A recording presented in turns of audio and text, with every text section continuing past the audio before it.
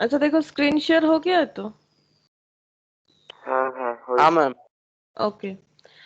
अच्छा, तो बेसिकली हम लोगों ने स्टैटिस्टिक्स का जो चैप्टर कंप्लीट किया है, जो कि लास्ट हमारा कितना 3 क्लास, 3 to 4 क्लास शायद हम लोगों ने किया था उसके ऊपर, that is basic of statistics किया था, ठीक है।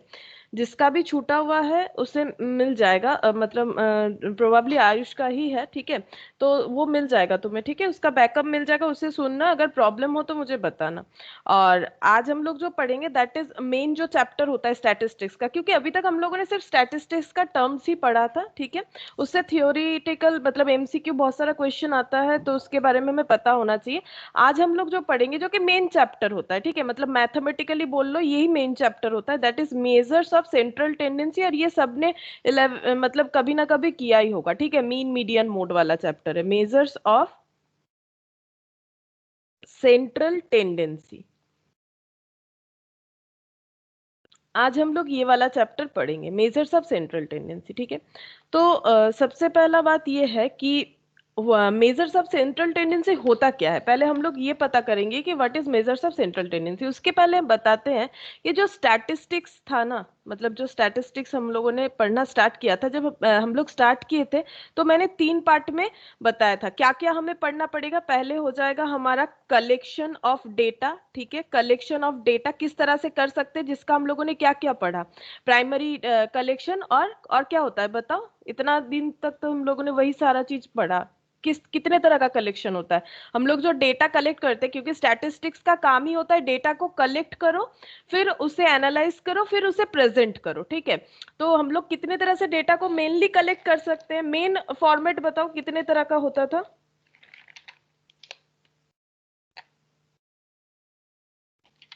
अरे बताओ। Primary data, secondary data. हाँ, प्राइमरी एंड सेकेंडरी डेटा, इसमें इतना क्या मुश्किल है। डेटा दो तरह से हम लोग कलेक्ट कर सकते हैं, मतलब 2 टाइप्स ऑफ डेटा हम लोग कलेक्ट कर सकते थे, प्राइमरी और सेकेंडरी, ये सब तो याद रखना पड़ेगा ना। इससे इस चैप्टर का कोई उस तरह से डायरेक्टली लेना देना नहीं है, लेकिन हम लोग कंसेप्ट को समझेंगे ना, कोई भी चैप्टर पढ़ेंगे, कोई भी चीज सीखोगे तो उसे कंसेप्ट वाइज सीखो ना। तो कलेक्शन ऑफ डेटा 2 तरह से हो सकता था, प्राइमरी सेकेंडरी, ठीक है। प्राइमरी में बहुत सारा हम लोगों ने पढ़ा था, डायरेक्ट इंटरव्यू, इनडायरेक्ट इंटरव्यू, और भी टेलीफोन इंटरव्यू, बहुत सारा चीज हम लोगों ने डिटेल्स में पढ़ा था, कौन सा क्या इफेक्ट डालता है, किसमें ज्यादा रिस्पॉन्स है, किसमें कम रिस्पॉन्स है, हम लोगों ने कितना डिटेल्स में पढ़ा। तो कलेक्शन ऑफ डेटा, कलेक्ट करने के बाद उसे क्या करना पड़ेगा, डेटा को एनालाइज करना पड़ेगा। हम लोग कोई भी डेटा कलेक्ट करते हैं, जैसे मान लो वेदर रिपोर्ट ही कलेक्ट करो, फिर उसे एनालाइज करोगे कि इस बार गर्मी ज्यादा था नॉर्मल से, या फिर बरसात ज्यादा हुआ, कुछ भी, ठीक है, दैट इज एनालाइज। फिर उसे हम लोग प्रेजेंट करेंगे। प्रेजेंटेशन किस तरह से कर सकते हैं, जैसे कि मान लो टेब्यूलर फॉर्म में कर सकते हैं, मतलब टेबल फॉर्मेट में कर सकते हैं, कोई ग्राफ, चार्ट, कितने तरह का चीज हम लोगों ने सीखा। जैसे ये देखो, ये वही वाला स्लाइड है जो हम लोगों ने लास्ट दिन प्रेजेंटेशन के ऊपर पढ़ा था। देखो कितने तरह का प्रेजेंटेशन था। सबसे पहले हम लोगों ने पढ़ा हिस्टोग्राम, उसके बाद फ्रीक्वेंसी पॉलीगॉन, ठीक है, ये देखो लास्ट क्लास काउकाइप्स, ठीक है, ये हम लोगों ने देखा फ्रीक्वेंसी कर्व। तो हम लोगों ने देखा ना कितने तरह से प्रेजेंटेशन हम लोग कर सकते हैं। तो ये प्रेजेंटेशन था। तो बेसिकली प्रेजेंटेशन TATI1, ठीक है। तो बेसिकली हम लोगों ने ये वाला चीज बेसिक में, ठीक है, ये वाला चीज बेसिक में कर लिया है। ये वाला चीज भी हम लोगों ने बेसिक में किया कि कितने तरह से हम लोग प्रेजेंटेशन कर सकते हैं, जो कि इजी था, बस तुम लोग को सुनना था इंटरेस्ट के साथ। अब हम लोग सीखेंगे एनालाइज। एनालाइज में हमें सारा टूल्स एंड टेक्निक्स यूज करना है, जो कि मैथमेटिकल पार्ट होता है स्टैटिस्टिक्स का। इसके बाद सारा मैक्सिमम मैथमेटिकल पार्ट ही आएगा। तो एनालाइज किस तरह से करेंगे, ठीक है। तो फर्स्ट एनालिसिस के लिए हम लोग पढ़ेंगे मेजर्स ऑफ सेंट्रल टेंडेंसी। अब इसको एक एग्जांपल से समझते हैं कि किस तरह से हम लोग एनालाइज कर सकते हैं। सपोज मान लो अभी क्लास में जितने जोनो, मान लो CA फाउंडेशन का क्लास चल रहा है, या फिर कुछ भी मान लो, ठीक है। मान लेते हैं, एक काम करते हैं, क्लास 10 कर लेते हैं, ठीक है। क्लास 10 तो सबका होगा, ठीक है। तो क्लास 10th का मान लो, क्लास 10th में मान लो 100 स्टूडेंट है क्लास में।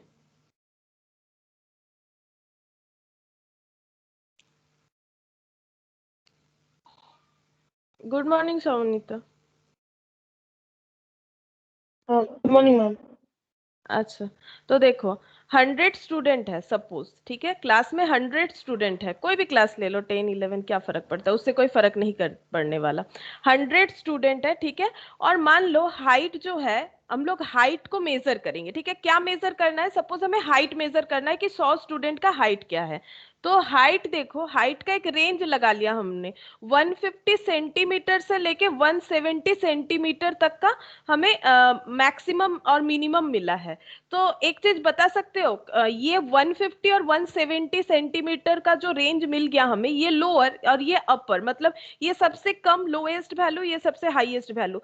तो जब भी नॉर्मल भी सोचो ना, नॉर्मल हमें किस तरह का इंसान ज्यादा देखने को मिलता है, कहीं भी जाओ, बस स्टेशन जाओ, रेल स्टेशन जाओ, स्कूल जाओ, कॉलेज जाओ, ठीक है, कहीं पर भी जाओ, नॉर्मल हाइट के इंसान तुम्हें ज्यादा देखने को मिलेंगे। एकदम शॉर्ट हाइट या फिर एकदम ज्यादा हाइट वाले इंसान बहुत ही कम देखने को मिलते हैं, ठीक है। मतलब एक्सट्रीम जो चीज होता है ना, वो कम देखने को मिलता है कि बहुत ज्यादा शॉर्ट हाइट है या फिर बहुत ज्यादा हाइट है, ठीक है, ये चीज कम देखने को मिलता है। तो हमें क्या चीज देखने को मिलता है, इन दोनों के मिडिल का हाइट ज्यादा देखने को मिलेगा, कहीं पर भी देख लो, ठीक है, नॉर्मल वाला चीज ज्यादा देखने को मिलता है। ऐसे मान लो हम लोग बोलते हैं ना, जैसे अमिताभ बच्चन का हाइट बहुत ज्यादा है, तो हम लोग बोलते हैं देखो इनका हाइट अमिताभ बच्चन के जैसा है, ठीक है, हम लोग बोल सकते हैं, क्योंकि उनका हाइट ऑन दैट मोमेंट जितने भी हीरो थे तो उनके हिसाब से बहुत ज्यादा था, ठीक है। तो हम लोग को देखने से लगता है कि बाप रे कितना हाइट है, और सच में बहुत ज्यादा ही हाइट है, ठीक है। तो ये 150 सेंटीमीटर और ये हो गया 170 सेंटीमीटर। तो एक्चुअली मान लो इसे अगर हम लोग प्लॉट करते हैं, ठीक है, इसे अगर हम लोग प्लॉट करेंगे तो ये हमारा इस तरह से होगा, स्टूडेंट का हाइट का डेटा। ये ऐसा क्यों कर्व बन गया, ठीक है, क्योंकि यहाँ पर 150 आ गया, ठीक है, 150 फिर बढ़ रहा है बढ़ रहा है बढ़ रहा है, फिर यहाँ पर फिर यहाँ से 170 सेंटीमीटर, ठीक है। तो सपोज अगर ये ग्राफ में 150, ठीक है, और ये दोनों एक्सट्रीम साइड लिया है मैंने, ठीक है, 170 मतलब लोएस्ट, और यहाँ पर मैंने हाईएस्ट लिया है, ठीक है। तो इन दोनों का मिडिल जो होगा वो कितना होगा बता सकते हो, 150 plus 170 divided by 2, 150 plus 170 divided by 2, middle हो जाएगा 160, ठीक है, इसका मिडिल हो गया 160। तो यहाँ पर अगर हम लोग देखें कि मैक्सिमम जो डेटा है ना वो हमारा इसी पोजीशन में रहेगा, मैक्सिमम डेटा, ठीक है, मैक्सिमम स्टूडेंट का हाइट हमारा इसी पोजीशन में मिलेगा। 150 वाले भी कम मिलेंगे, 170 मतलब एक्सट्रीम वाले बहुत ही कम मिलेंगे, मैक्सिमम स्टूडेंट का हाइट इसी जगह पे घूम फिर जाएगा, ठीक है। मैक्सिमम डेटा जो है वो कंसेंट्रेटेड होगा टूवर्ड सेंटर, या फिर बोल सकते हो क्लस्टर, क्लस्टर मतलब जमा होना, क्लस्टर होगा टूवर्ड सेंटर, ठीक है। तो यहां पर हम लिखते हैं, देखो, मैक्सिमम डेटा कंसेंट्रेटेड और क्लस्टर्ड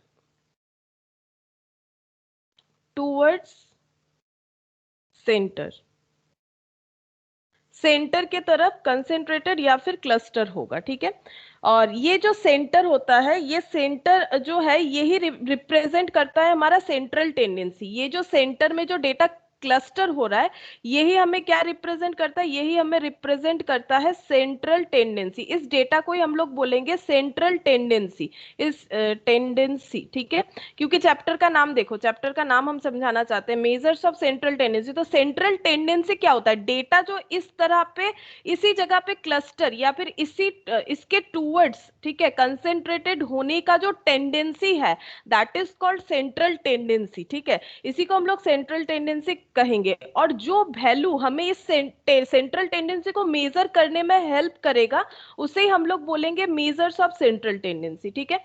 तो जो वैल्यू हमें इस टेंडेंसी को मेजर करने में हेल्प करेगा, तो उसे हम लोग बोलेंगे मेजर्स ऑफ सेंट्रल टेंडेंसी। यहाँ पर कौन सा वैल्यू है, 160, तो 160 is our measure of central tendency. तो ये 160 क्या है, this is the value which measures the value of central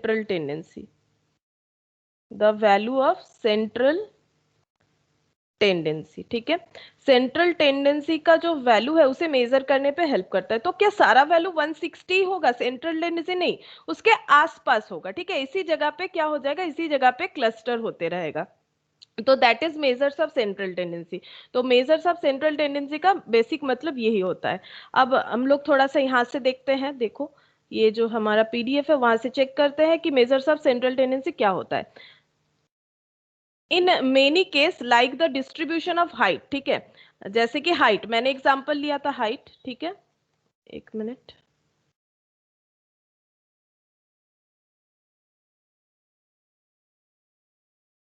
हाँ, in many cases like the distribution of height, जैसे अगर हम लोग हाइट का डिस्ट्रीब्यूशन निकालते हैं या फिर वेट या फिर मार्क्स या फिर प्रॉफिट, जैसे मार्क्स भी कोई भी एग्जाम का ले लो, अभी मान लो अगर हम ही तुम लोग का टेस्ट लेते हैं तो हाईएस्ट कम जन को मिलेगा, लोएस्ट भी कम को मिलेगा, ठीक है।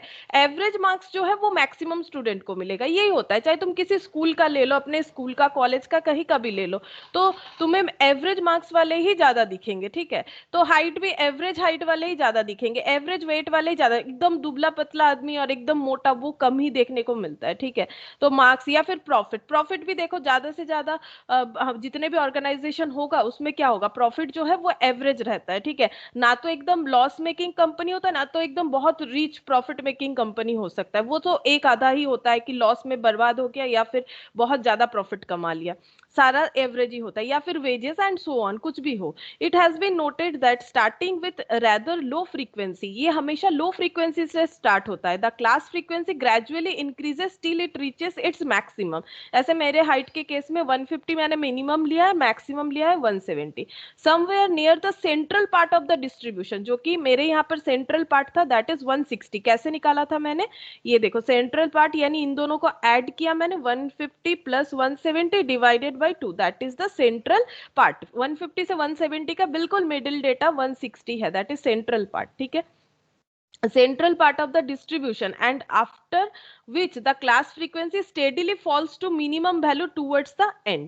The central tendency may be defined as the tendency of a given set of observation, देखो tendency of a given set of observation, जैसे ये 160 और इसके आसपास का data, that is set of observations, ठीक है।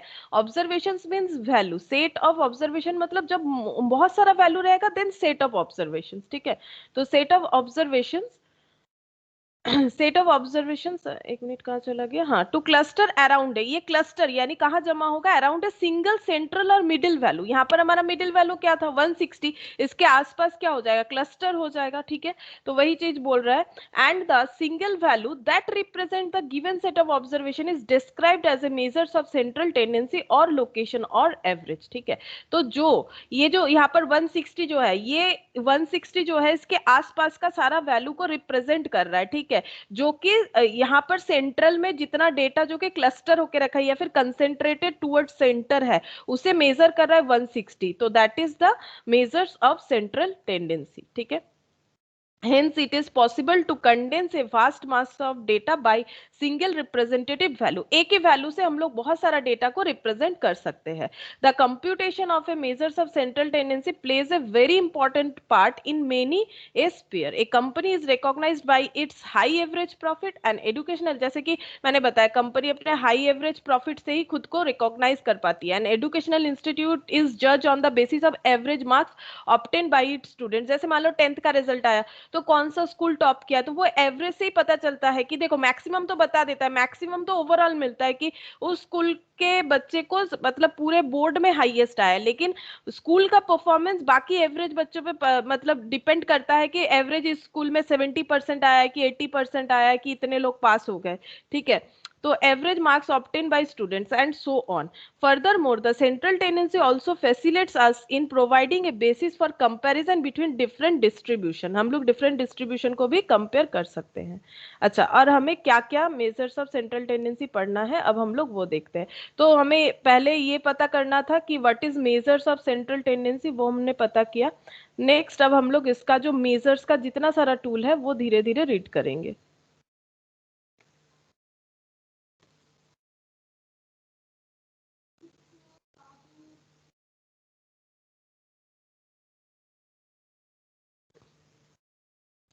और एक मिनट,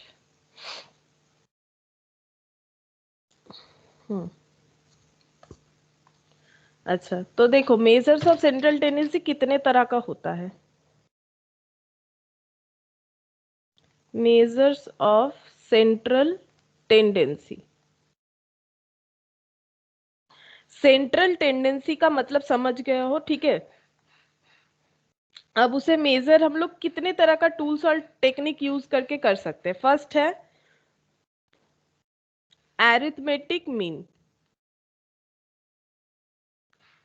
सेकंड है मीडियन, मोड होता है, जियोमेट्रिक मीन होता है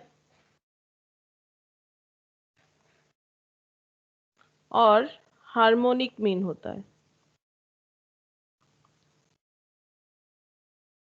तो इस चैप्टर में ये जो टूल्स एंड टेक्निक्स है इसे हम लोग पढ़ेंगे, ठीक है।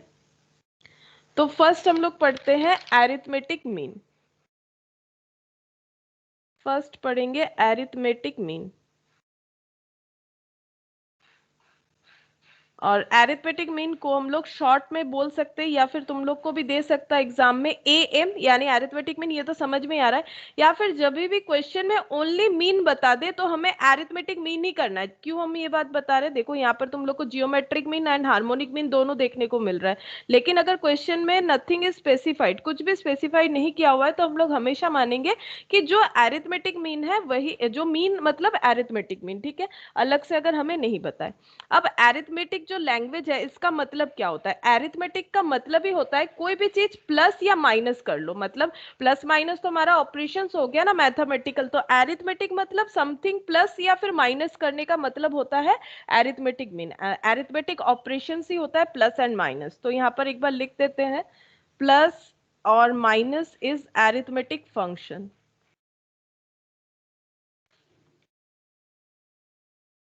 प्लस माइनस जो है वो एरिथमेटिक फंक्शन है, ठीक है।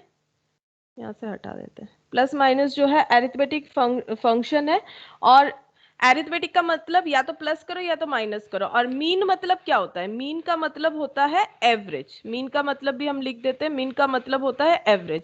और ये रह गया एरिथमेटिक का मतलब। एरिथमेटिक मतलब समथिंग प्लस करना है या फिर कुछ माइनस करना है, तो दैट इज एरिथमेटिक, ठीक है। और मीन मतलब एवरेज, यानी एवरेज करना है हमें प्लस करके या फिर माइनस करके, ठीक है। माइनस तब होगा अगर डेटा हमारा नेगेटिव में रहेगा, उस केस में हमारा माइनस होता है। तो फॉर्मूला कैसे होगा, देखो, set of observations, suppose observations मतलब हमारा डेटा, ठीक है।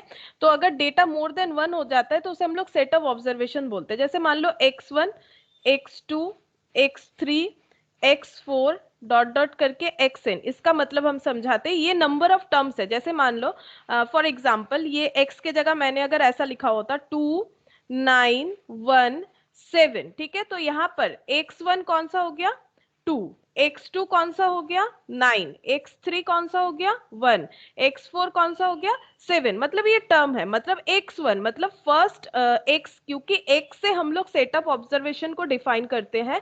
तो 2 इज आवर फर्स्ट x, तो फर्स्ट यानी x1, x2 मतलब सेकेंड x कौन सा है 9 है, थर्ड x कौन सा है 1 है, ठीक है। तो वही चीज हो गया। अब डॉट डॉट यानी ऐसे तो चलते ही रहेगा, और xn मतलब जो लास्ट वाला होगा। यहाँ पर xn कितना है, यहाँ पर xn 7 है, यहाँ पर n का लास्ट वैल्यू कितना है 4 है, ठीक है। ये जस्ट समझने के लिए x1 x2 x3, ठीक है। अगर हमें एवरेज कैलकुलेट करना है, अभी हम लोगों ने देखा प्लस या माइनस करो। अगर मेरा डेटा माइनस में होता है, जैसे मान लो यहाँ पर अगर -9 होता है तो वो माइनस हो जाएगा। नॉर्मली एवरेज मतलब तो हमें पता है प्लस करना होता है, लेकिन मैंने अभी बताया कि एरिथमेटिक का मतलब होता है प्लस या माइनस। ये माइनस तभी एप्लीकेबल होगा, सपोज मेरा x2 जो है वो -9 है, तो हम ऐसे लिखेंगे ना 2 + -9 + 1 + 7, ठीक है। इस तरह से तो मुझे एवरेज करना पड़ेगा। तो ये ऑटोमेटिकली प्लस माइनस में माइनस हो जाएगा, और डिवाइडेड बाय कितना हो जाएगा, डिवाइडेड बाय 4। एवरेज तो सबको पता है किस तरह से करना चाहिए, जितना डेटा होगा divided by number of data. तो 1 2 3 4, इसीलिए तो x4 तक आया है, तो डिवाइडेड बाय 4। अगर ये माइनस तभी एप्लीकेबल होगा अगर मेरा जो ऑब्जर्वेशन है उसमें कुछ नेगेटिव वैल्यू है, ठीक है। लेकिन नॉर्मली लिखने का फॉर्मेट इस तरह से होगा, ठीक है। x1 x2 x3 plus x4, जैसे मैंने यहाँ पर लिखा उस जनरल फॉर्म को यूज कर रहे हैं, plus dot dot xn divided by n। n मतलब हाउ मेनी नंबर्स, ठीक है। n मतलब 4 है, तो यहाँ पर ये n लिखेंगे जैसे यहाँ पर 4 लिखा था, ठीक है। तो ये हो जाएगा एरिथमेटिक मीन। अब एरिथमेटिक मीन को किससे डिनोट किया जाता है, x बार, इसे कहते हैं बार, x बार से डिनोट किया जाता है। तो x बार का मतलब हो जाएगा, ये हो गया नीचे n, ठीक है। और यहाँ पर क्या है, यहाँ पर देखो है x1 x2 x3 x4 xn तक है, प्लस किया हुआ है, ठीक है। अब प्लस को हम लोग कैसे डिफाइन करेंगे, ये जो साइन है, ये जो साइन है इसे बोला जाता है सिग्मा। इस साइन को बोला जाता है सिग्मा, ठीक है। ये ग्रीक मतलब नोटेशन है। और एक सिग्मा भी होता है, शायद तुम लोगों को अगर पता हो तो, ये ऐसा एक सिग्मा होता है, ठीक है। ये भी एक सिग्मा है, जैसे हम लोग कैपिटल ए और स्मॉल ए लिखते हैं ना, उसी तरह से ग्रीक में ये हो गया कैपिटल सिग्मा, पता है, ये होता है कैपिटल सिग्मा, और ये जो है ये होता है स्मॉल सिग्मा। तो इसे हम लोग बोलते हैं सिग्मा। सिग्मा जब बोलोगे तो तुम लोग ग्रीक वर्ड को यूज कर रहे हो, और इसे अगर हम लोग, क्योंकि प्लस साइन के लिए सिग्मा यूज होता है, तो इसे हम लोग समेशन बोलते हैं, ठीक है। तो समेशन बोलो या सिग्मा बोलो, कोई भी प्रॉब्लम नहीं है। समेशन बोल रहे हो मतलब नॉर्मल जो हम लोग इंग्लिश समझते हैं उसके हिसाब से है, और अगर सिग्मा बोल रहे हो तो ग्रीक जो मतलब लैंग्वेज है उसे यूज कर रहे हो, बाकी ये ग्रीक लैंग्वेज से ही आया हुआ है। तो ये सिग्मा, सिग्मा का मतलब होता है प्लस करना। अब इसे कैसे लिखेंगे, तो इसे देखो इस तरह से हम लोग लिखेंगे। ये मैंने सिग्मा का नोटेशन लगाया बिकॉज ये समेशन है, मतलब सम है। समेशन का मतलब सम से समेशन आया, सम मतलब टोटल, ठीक है। किस चीज का टोटल करना है, एक्स का टोटल करना है, वेराइटीज ऑफ एक्स का टोटल करना है। तो यहाँ पर हम लिख दिए एक्स, और एक्स का वैल्यू क्या है, कभी 1 कभी 2, मतलब एक्स का वैल्यू नहीं, मतलब एक्स का पोजीशन, कभी 1 एक्स 1 है, कभी एक्स 2 है, ठीक है।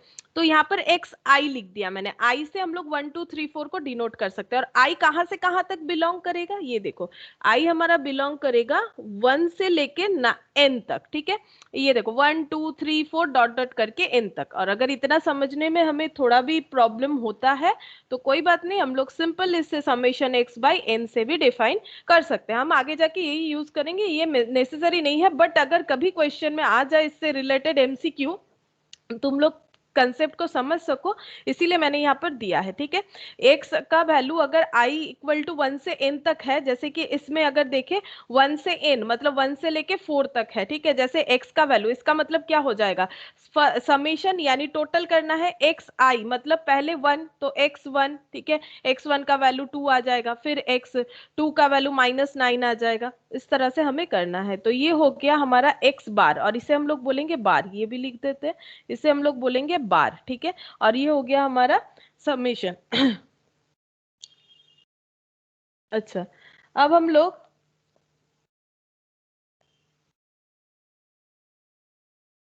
इसके ऊपर कुछ एग्जाम्पल्स कर लेते हैं।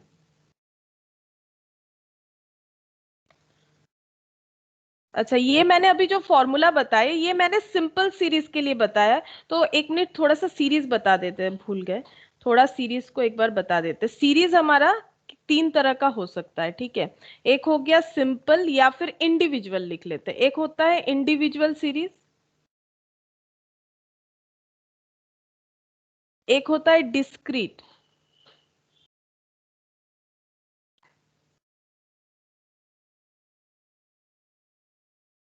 और एक क्या होता है, एक इंडिविजुअल होता है, एक डिस्क्रीट होता है, और एक क्या होता है, Continuous series. कंटिन्यूअस सीरीज, ठीक है। ये 3 तरह का सीरीज होता है, जिसमें इंडिविजुअल को हम लोग सिंपल सीरीज भी बोल सकते हैं। पहले थोड़ा सा इसमें आ जाते हैं, ये हम बताना भूल गए, उसके बाद फिर से इसी को कंटिन्यू करेंगे। जस्ट इस पेज में एक बार इसे डिफाइन कर देते हैं। अब तीनों सीरीज को एक बार सुन लो क्या होता है, ठीक है। इंडिविजुअल सीरीज का मतलब होता है, जैसे मान लो एक्स का वैल्यू दे दिया है 5 7 9, ठीक है, फॉर एग्जाम्पल 5 7 9 दे दिया है, तो इसे हम लोग बोलेंगे इंडिविजुअल सीरीज या फिर सिंपल सीरीज, जहां पर एक्स का और कोई डेफिनेशन नहीं है, एक्स का वैल्यू 5 7 9 दिया हुआ है। अगर इससे हमें अरिथमेटिक मीन कैलकुलेट करने बोले तो हम लोग किस तरह से करेंगे, 5 + 7 + 9, ये सबको पता है, डिवाइडेड बाई 3 कर दो, तो कितना आएगा देख लेते हैं, डिवाइडेड बाई 3। अच्छा, इसे 8 कर देते हैं तो डिविजिबल हो जाएगा, तो नहीं होगा कि नहीं, नहीं पता, नहीं, ठीक है 9 ही रहने दो, 3 है तो नीचे 5 + 7 + 9 डिवाइडेड बाई 3, हाँ ये आराम से जा रहा है, हाँ 7 होगा। अगर डिस्क्रीट सीरीज होगा तो x का वैल्यू मान लो ये 5 है, ये 7 है, ये 9 है। डिस्क्रीट सीरीज कैसे होता है, एक ये मैंने बताया था, फिर भी एक बार बता देते। सपोज x का वैल्यू है 5 5 7 9 2 1 1, तो इसको अगर हम लोग जब अरेंज करेंगे तो वहां पर फ्रीक्वेंसी, फ्रीक्वेंसी का मतलब होता है कितने बार हो रहा है, how frequently the values are occurred, ठीक है। तो यहाँ पर अगर मैंने 5 लिया है तो 5 कितना बार ऑकर्ड हो रहा है, बताओ कितना बार 5 है हमारे पूरे इस सीरीज में, 2 टाइम्स तो फ्रीक्वेंसी 2 हो जाएगा। 7 कितने बार है? एक ही बार है तो एक लेंगे। 9 एक बार है, 2 भी एक बार है, और 1 कितने बार है? 2 बार है। तो हाँ, 2 टाइम्स है, तो ये हो जाएगा हमारा डिस्क्रीट सीरीज। ठीक है, जहां पर x के साथ साथ f भी है, दैट इज डिस्क्रीट सीरीज। ठीक है, अब इसका अगर हम लोग एवरेज निकालेंगे, इसका एक कंसेप्ट वाइज समझा देते, फिर फॉर्मूला भी लिखवाएंगे। तो अगर हम लोग इसका अरिथमेटिक मीन निकालते हैं तो कैसे निकालना पड़ेगा? ये देखो, अगर नॉर्मल देखो, ये देखो यहां से अगर हम लोग इस तरह से रिप्रेजेंट ना करते तो क्या लिखते? 5 + 5 + 7 + 9 + 2 + 1 फिर +1, फिर डिवाइड कितने से करते? 1 2 3 4 5 6 7 डिवाइडेड बाय 7 कर देते। एक बार चेक कर लेते कितना होता है। 5 + 5 + 7 + 9 + 2 + 1 + 1, तो ये बन जाता है 30 डिवाइडेड बाय 7। कुछ अप्रोक्सीमेशन आ जाएगा, कोई बात नहीं, उससे हमें कोई फर्क नहीं पड़ने वाला। 4.28 अप्रोक्स आ रहा है। ठीक है, तो ये हमारा हो गया डेटा। तो अब ये जो मैंने फॉर्मेट किया है, ये एक स्टैटिस्टिकल हमारा फॉर्मेट है कि जहां हम लोग फ्रीक्वेंसी यूज कर सकते हैं। अब इसी चीज को इसमें कैसे कन्वर्ट करें? इसमें कैसे कन्वर्ट करेंगे? देखो, अब हमारा 5 अगर 2 टाइम्स है तो 5 को टोटल करेंगे तो कितना आएगा? मतलब 5 कितना बार हो जाएगा? 5 × 2 कर सकते हैं हम लोग। ठीक है, 5 अगर 2 टाइम्स है, इसका मतलब 5 2 टाइम्स है, तभी तो मैंने फ्रीक्वेंसी में 2 लिखा है। कितना फ्रीक्वेंटली ऑकर किया है? 2 टाइम्स, तो ये कितना हो जाएगा? 10। ये 7 ही रहेगा, ये 9 रहेगा, ये 2 रहेगा, और ये 2 हो जाएगा। तो अब इसका टोटल करेंगे, समेशन f ऑफ x, तो देखते हैं कितना होता है। 10 + 7 + 9 + 2 + 2, सेम हो जाएगा, इतना ही, 30। ठीक है, तो अब 30 हो गया हमारा टोटल, और हमें कितने से डिवाइड करना चाहिए बता सकते हो? कितने से हमें डिवाइड करना चाहिए? जैसे देखो, इससे ही इसी को हम लोगों ने ट्रांसफर किया, ये इजीएस्ट वे है, क्योंकि यहाँ पर मैंने बहुत कम डेटा लिया था, तो इस तरह से हम लोग लिख सकते हैं। लेकिन मान लो 5 5 बहुत बार है, तो तब हम लोग इस तरह का फॉलो करते हैं, या फिर मान लो डबल रिपीटेशन ट्रिपल रिपीटेशन बहुत बार है, तो फिर ये शॉर्टकट हो जाता है, जल्दी जल्दी हो जाता है, तो हम लोग इसे यूज करते हैं। तभी तो मल्टीप्लीकेशन का यूज आया था, जब तुम लोग बचपन में सीखते थे कि 10 ठो पेंसिल है, तो पहले 1 + 1 + इस तरह से सीखते थे, और फिर जब तुम लोग मल्टीप्लीकेशन सीख लिए तो 10 × 1, अगर 10 रुपए करके एक एक पेंसिल है तो कितना हो जाएगा? 10 रुपए हो जाएगा। एक पेंसिल का कॉस्ट अगर 10 रुपया है तो 10 पेंसिल का कॉस्ट कैसे होगा? 100। लेकिन पहले कैसे सिखाया जाता था जब तुम लोग छोटे थे? तो 10 ऐसे लिखो, 10 + 10 + 10, तब भी तो 100 आएगा ना। वही चीज है यहाँ पर। तो बताओ यहाँ पर डिवाइड कितने से करना चाहिए हम लोगों को? 5 से मैम। 7 से। 1 2 3 4 5 नहीं होगा, 7 से करना पड़ेगा, क्योंकि मेरा 7 डेटा है। 5 2 बार है, 7 एक बार है, 9 एक बार है, 2 एक बार है, 1 2 बार है। इसका मतलब तो ये कितना बार, यही तो, ये मतलब कितना फ्रीक्वेंटली हो रहा है, कितना बार है, तो 7। तो समेशन f = 7, तो डिवाइडेड बाय समेशन f, यानी x बार। यहाँ भी तो हम लोग एवरेज निकाल रहे हैं, और अभी हम लोगों ने सीखा कि एवरेज को किससे डिनोट किया जाता है? x बार से। तो 30 डिवाइडेड बाय 7 आ गया, वही वाला चीज। ये नॉर्मल चीज था, उससे हम लोगों ने ये जो फॉर्मूला है इसमें कन्वर्जन कर लिया। तो ये discrete series, mainly discrete series के साथ मैंने फॉर्मूला भी बता दिया। डिस्क्रीट सीरीज मतलब ये होता है कि जब हम लोग विथ फ्रीक्वेंसी काम करते हैं, दैट इज डिस्क्रीट सीरीज। अब कंटिन्यूअस सीरीज भी देख लेते हैं। मान लो ऐसा है 10 to 20, 20 to 30, 30 to 40, और ये मान लो है 2 9 और मान लो सपोज है 4। ठीक है, तो ये हो गया क्लास इंटरवल, इसे बोला जाता है क्लास इंटरवल। ठीक है, और ये हो गया फ्रीक्वेंसी।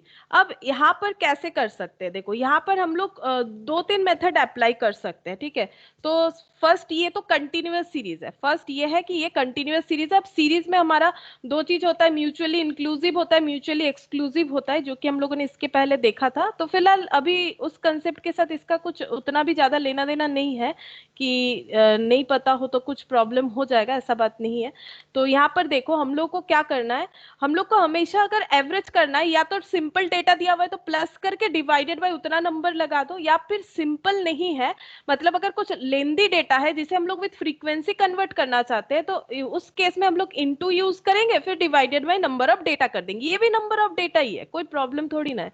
तो यहाँ पर भी देखो, यहाँ पर नंबर ऑफ डेटा कितना है, कैसे फाइंड आउट करेंगे? तो यहाँ पर नंबर ऑफ डेटा हमें पता चल रहा है 294। ठीक है, इस तरह से इतना फ्रीक्वेंटली हो रहा है। लेकिन x क्या ले, जैसे हमें हमेशा क्वेश्चन में x चाहिए। देखो ये क्या है, ये x है, ये क्या हुआ समेशन x बाई n, ये हो गया summation f x by summation f, n की जगह f इसीलिए हो रहा है। यहाँ पर हम लोग चाहे तो इसे n भी लिख सकते हैं, नो प्रॉब्लम, बट तुम्हें याद रखना पड़ेगा कि यहाँ पर n का मतलब लेकिन 1 2 3 4 5 6 7 अगर ऐसे काउंट करते हो इट्स ओके 7 लिख सकते हो। लेकिन ये अगर गिवन नहीं है, डायरेक्टली ये गिवन है, उस केस में n equal to summation f होगा। तो कहाँ n equal to summation f होगा, पूरा कंसेप्ट वाइज देखो कि कहाँ n equal to summation f होगा और कहाँ n का मतलब सिर्फ n होगा। अगर फ्रीक्वेंसी है ही नहीं तो 1 2 3 n का मतलब 3 हो गया। अगर फ्रीक्वेंसी है और दिस डेटा इज मिसिंग, जैसे ये मैंने दे के रखा है ना, यहाँ से काउंट करोगे तो 7 ही मिलेगा, गलत नहीं होगा। लेकिन ये टेबल अगर दिया हुआ है तो तुम्हें यहाँ काउंट करने में फिर तुम लोग 1 2 3 4 5 काउंट करोगे, गलत, ठीक है। तो यहाँ पर तुम्हें 7 काउंट करना पड़ेगा। उसी तरह से यहाँ पर हमें एफ एक्स यहाँ पर भी चाहिए। तो यहाँ पर हम लोग कैसे कैलकुलेट कर सकते हैं, यहाँ पर हमें एक्स पहले फाइंड आउट करना पड़ेगा। तो एक्स को हम लोग क्या लिखेंगे, मीड वैल्यू, हम लोग मीड वैल्यू कैलकुलेट करेंगे। तो इसका मीड वैल्यू बता दो, इसका मीड वैल्यू बता दो कितना होगा। 10 प्लस 20 डिवाइडेड बाई 2 कितना होता है,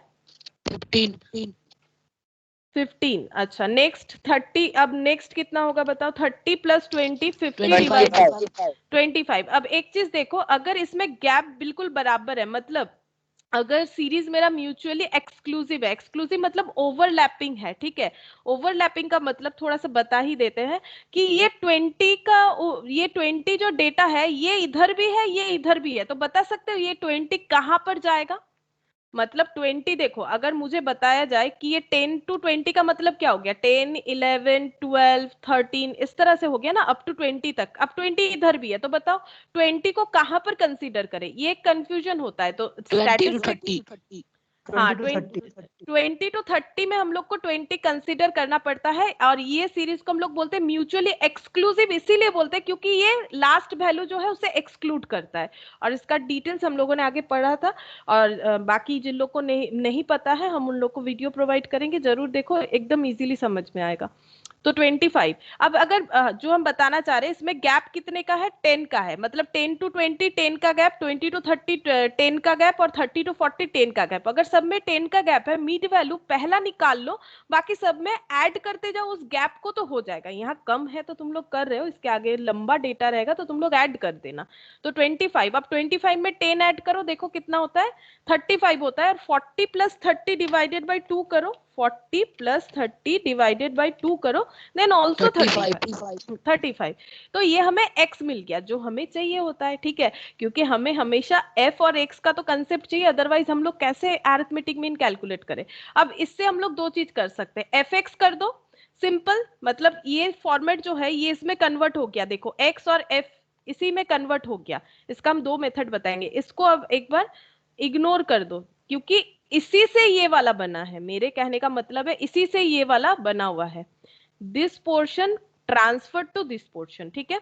तो सिनेरियो से इसे एक बार भूल जाओ। अब इसे एफ एक्स कर दो, तो मतलब 15 कितना बार है, 2 बार है, 30।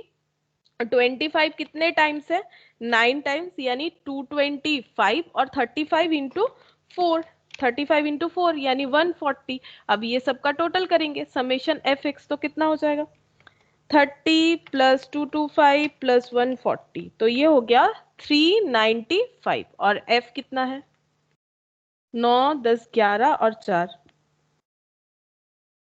तो x bar summation f x divided by summation F, तो 395 डिवाइडेड बाई 15। अगर कंसेप्ट समझोगे फॉर्मूला ऐसे ही खुद ब खुद याद आएगा।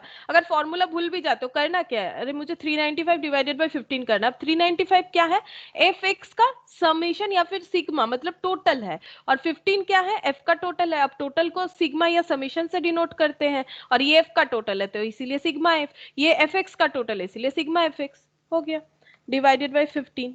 तो ये कितना आ रहा है, 395 डिवाइडेड बाई 15, तो ये आ रहा है हमारा 26.33 आ रहा है। ये एक मेथड हो गया, ठीक है, जो कि बिल्कुल डिस्क्रीट सीरीज जैसा ही है। पहले हम लोगों ने कंटिन्यूअस सीरीज को डिस्क्रीट में कन्वर्ट कर लिया, आंसर आ गया। एक शॉर्टकट भी होता है, तो देखो कैसे होगा, जिसे हम लोग स्टेप डेविएशन मेथड भी बोलते हैं। फिर से उसी क्वेश्चन को लिख रहे हैं, ठीक है, यहाँ पर भी हम लोग फर्स्ट मीड वैल्यू कैलकुलेट करेंगे, मीड वैल्यू x, तो मीड वैल्यू कितना आ रहा है 15, ये देख के लिख देते हैं, ठीक है, हो गया। अच्छा, अब हम लोग को क्या करना है, अब हम लोग को यहाँ पर एक डेविएशन कैलकुलेट करना है, डेविएशन, इसे स्टेप डेविएशन मेथड बोलते हैं, ठीक है, यहाँ पर लिख देते हैं step deviation method, step deviation method. तो यहाँ पर क्या लिखेंगे देखो, d dash equal to x minus a by i, हम समझाते हैं ये क्या होता है। तो यहाँ पर फॉर्मूला क्या होगा एक बार लिखवा देते हैं, a plus summation f d dash divided by summation f into i, ठीक है, हम i लिख रहे हैं, बहुत जो इसे c वगैरह यूज करते हो कर लो, उसमें कोई प्रॉब्लम नहीं है, जिसको जो हैबिट है वो यूज करो, मुझे i का हैबिट है, मैंने i यूज कर लिया। अब इस अब का मतलब हम बताएंगे, a का मतलब एज्यूम्ड मीन, ये लिख लो, तुम लोग भी लिखो एज्यूम्ड मीन, ठीक है। d डैश का मतलब होगा x minus a by i, ठीक है, d डैश का मतलब, समेशन f मतलब फ्रीक्वेंसी, f मतलब फ्रीक्वेंसी पता ही है हम लोग को, i या फिर इसे c भी बोलते हैं बहुत लोग, तो i या फिर c कुछ भी यूज करो, इसका मतलब होता है क्लास लेंथ, ठीक है, क्लास लेंथ या फिर क्लास विड्थ भी बोला जाता है, इसका कितना सारा नाम बताया था तुम लोग बता सकते हो, लास्ट दिन की कॉपी में एक बार चेक करो तो एक नाम मेरे से मिस हो जा रहा है, क्लास लेंथ बोलते हैं, क्लास विथ बोलते हैं, अच्छा क्लास विथ, क्लास लेंथ, अच्छा हाँ क्लास इंटरवल, तीन नाम होता है, ठीक है, एक ही बात है, तीनों चीज एक ही बात है, ठीक है। तो आई लिख लो या सी लिख लो, उससे कोई फर्क नहीं पड़ेगा। अब इतना कुछ तो लिखवा दिए मैम, समझा दीजिए, देखो क्या होगा, यहाँ पर मैंने लिख दिया है d dash equal to x minus a by i. First यहाँ पर देखो क्या लिखा हुआ है, एज्यूम्ड मीन, ठीक है, एज्यूम्ड मीन मतलब एज्यूम करना मतलब मान लो, ठीक है, एज्यूम करना मतलब मान लेते, क्या मानेंगे, एक मीन, ठीक है, कोई सा भी एक मीन मानेंगे। अब मीन किसे मान सकते हैं, देखो फर्स्ट तो ये चीज इसमें कन्वर्ट हो गया, अब तो इसे थोड़ा सा भूल जाते हैं, ठीक है, ये इसमें कन्वर्ट हो गया क्योंकि इससे ही तो इसमें हम लोग ट्रांसफर हुए हैं, ठीक है, और ये हमारा क्या है, ये एफ है, ठीक है।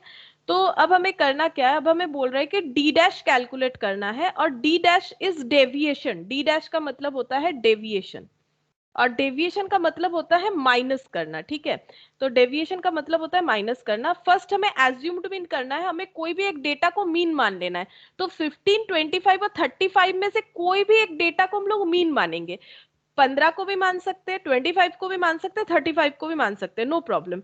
लेकिन कौन सा हम लोग एज्यूम करें ताकि हमारा कैलकुलेशन इजी हो, तो अगर हमें कोई मिडिल वैल्यू मिलता है ना तो हमें वो मानना चाहिए, हमारा कैलकुलेशन इजी होगा। तो मिडिल वैल्यू क्या दिख रहा है, बता सकते हो, ये तीनों में मिड वैल्यू कौन, मतलब मिडिल कौन सा है, मिडिल वैल्यू कौन सा है, 25 25, तो इसे हम लोग 25, तो इसे हम लोग a मान लेंगे, तो अच्छा हुआ हमें अपना a मिल गया। तो इस क्वेश्चन के हिसाब से हमारा a कितना आ गया, 25 आ गया, ठीक है। अब हमें बोल रहा है कि d डैश कैलकुलेट करना चाहिए, चलो d डैश देखते हैं, d डैश मतलब x minus a by i, ठीक है। तो तुम लोग एक काम कर सकते हो, अगर थोड़ा ज्यादा प्रॉब्लम होता है तो तुम लोग इस तरह से भी इसे कर सकते हो, मतलब इस तरह का मतलब होता है, पहले x माइनस ए निकाल लो फिर d डैश निकाल लेना, अगर फर्स्ट बार करवा देते इस तरह से तो आसानी होगा। पहले हम लोग x माइनस ए निकालेंगे फिर d डैश निकाल लेंगे, x माइनस ए बाई आई, तो थोड़ा सा आसानी हो जाएगा, जब तुम लोग सीख जाओगे तो ये स्किप कर देना। अब हम लोग x माइनस ए करेंगे, x कौन सा है देखो दिख रहा है टेबल पे, x कौन सा है, ये वाला। अब हमें करना है x माइनस ए, तो अब जैसे कि मैंने बताया था x तीनों ही है, ये x1 है, ये x2 है, ये x3 है, तो पहला x है 15 और a है 25, तो 15 माइनस 25 बताओ कितना होगा, -10। माइनस 10, अच्छा 25 माइनस, क्योंकि यहाँ पर इस पोजीशन में आके x भी 25 है और a भी 25 है, तो कितना होगा 25 जीरो जीरो 35 x है और a 25 है, तो 10, ठीक है। अब ये तो मैंने इस तरह से समझाया, लेकिन मिडिल में लेने का फायदा क्या है, कैसे समझेंगे, देखो ये सही बोले हो तुम लोग, गलत नहीं बोले हो, लेकिन हम लोग को करना कैसे है, फास्ट फास्ट हम लोग कैसे करेंगे, यहाँ पर जिसे एज्यूम्ड मीन मानेंगे ये हमेशा जीरो होगा, ये हमेशा जीरो होगा, ठीक है, जीरो हो गया। इसके आगे वाला क्या हो जाएगा पता है, -1, और इसके नीचे वाला हो जाएगा -2। अब यहाँ पर देखोगे तो पता चल जाएगा, इसे जब करेंगे 10 भी होगा, ये एक्चुअली आई को मैंने यहाँ पर, अच्छा नहीं अभी नहीं समझ पाओगे इस तरह से, ठीक है कोई बात नहीं, छोड़ो गलत हो जाएगा।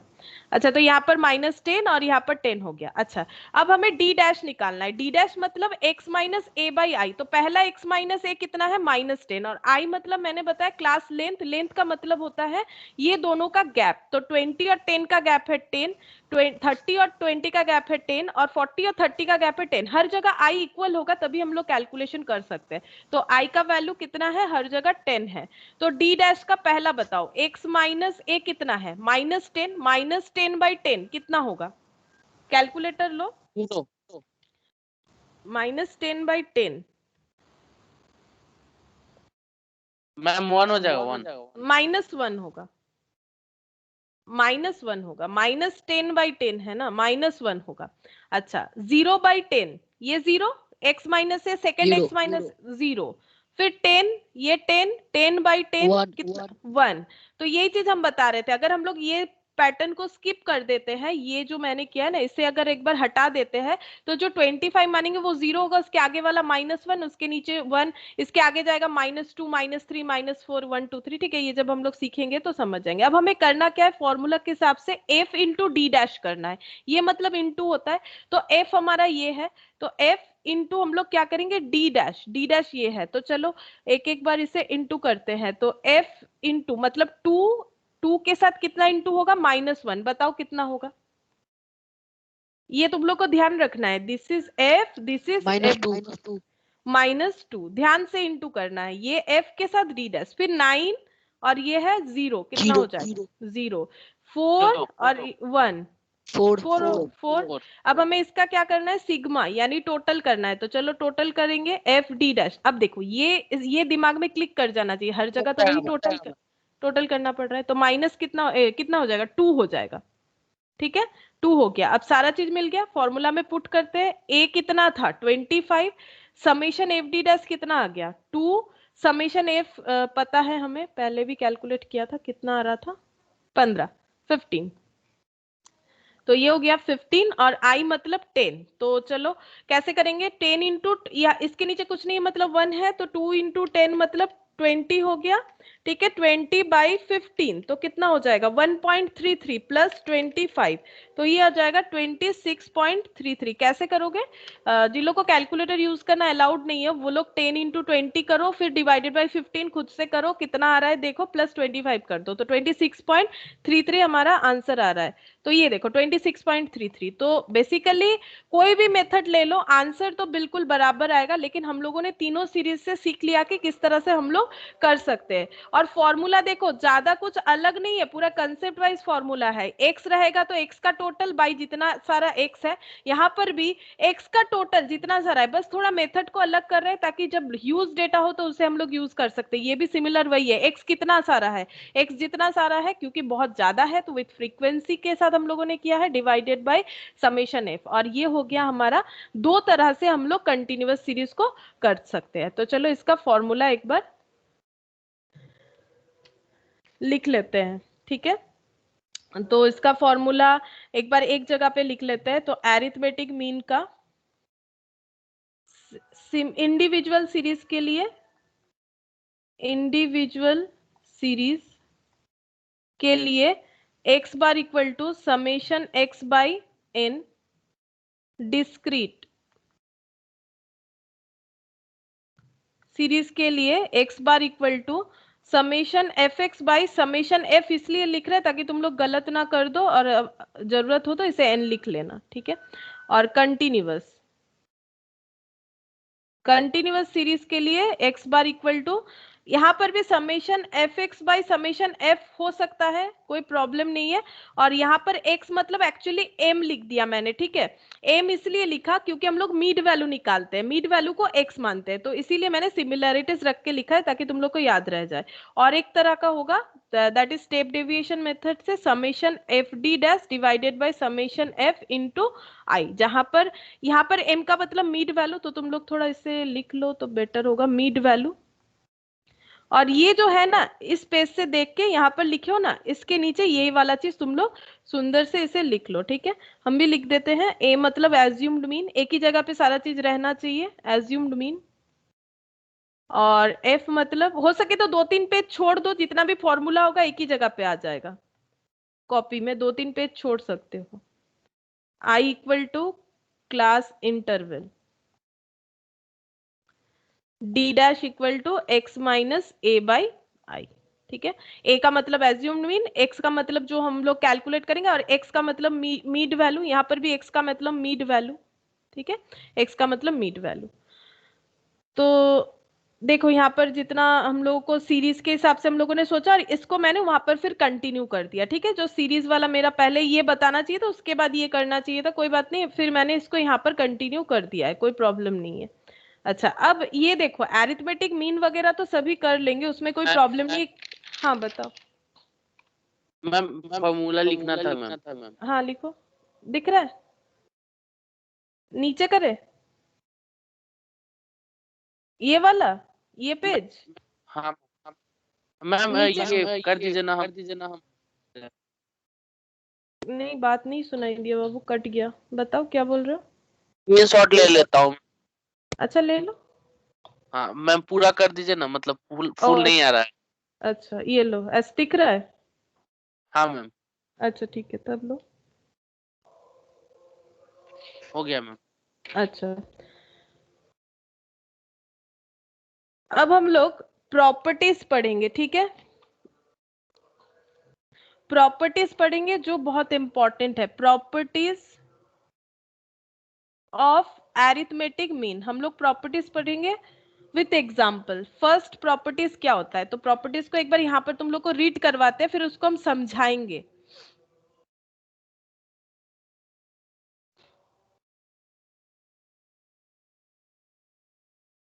कहाँ पर है, ये रहा first property, properties of arithmetic mean. बोल रहा है कि if all the observation assumed by a variable are constant say k, then the arithmetic mean is also k. ये है प्रॉपर्टी। अब ये क्या बोल रहा है, इसको चलो पहले समझते हैं, फिर प्रॉपर्टी को लिखवाएंगे। तो मान लो एक सेट ऑफ ऑब्जर्वेशन है, पहले हम एग्जांपल दे रहे हैं। मान लो एक सेट ऑफ ऑब्जर्वेशंस है, जहां पर वैल्यू क्या क्या है, एक्स का वैल्यू 10 10 10 10, सब 10 है, ठीक है। अच्छा, तो ये 10 को हम लोग k मान लेते हैं, ठीक है। ये क्योंकि सारा एक ही जैसा है तो कांस्टेंट है, मतलब कुछ चेंजेस नहीं है, वेरिएबिलिटी नहीं है, तो k का वैल्यू हम 10 मान लिए, ठीक है। मतलब k से इसे डिनोट कर दिए कांस्टेंट, ठीक है। अब इसका एरिथमेटिक मीन मुझे बताओ कितना होगा। 10 प्लस कितना बड़ा, 1 2 3 4 5 6, तो 10 प्लस 10 2 3 4 5 और 6 डिवाइडेड बाय 6, तो बताओ कितना होगा, कितना होगा बताओ। 10 10 होगा, क्योंकि ये 60 हो जाएगा, डिवाइडेड बाय 6 कर दो, कितना हो जाएगा, 10 हो गया।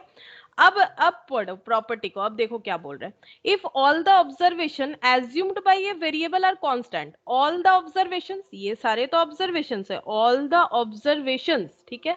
आगे फिर से पढ़ो, all the observations assumed by a variable are constant, assumed by a variable, a variable यहाँ पर 10 है, वेरिएबल सिर्फ 10 है, 10 ही वेरी कर रहा है और कुछ नहीं कर रहा है।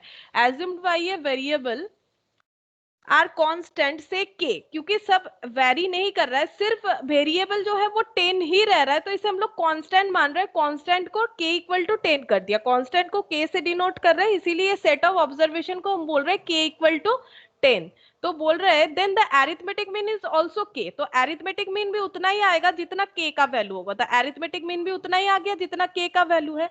तो ये है फर्स्ट प्रॉपर्टी। तो फर्स्ट प्रॉपर्टी ये है कि अगर हमारा सेट ऑफ ऑब्जर्वेशंस जो है वो अगर चेंजेस नहीं हो रहा है, कांस्टेंट रह रहा है, तो हमारा एरिथमेटिक मीन भी उतना ही आएगा जितना ये सेट ऑफ ऑब्जर्वेशन का कांस्टेंट वैल्यू, दैट इज 10। यहाँ पर 10 लिया है मैंने, तुम लोग 5 5 लेके देख सकते हो, 20 कुछ भी ले लो, एरिथमेटिक मीन उतना ही आएगा। तो हमें लिखना है इफ ऑल द ऑब्जर्वेशंस, इससे एमसीक्यू आता है, इफ ऑल द ऑब्जर्वेशंस, ये लिख लो प्रॉपर्टीज को, if all the observations assumed by a variable assumed by a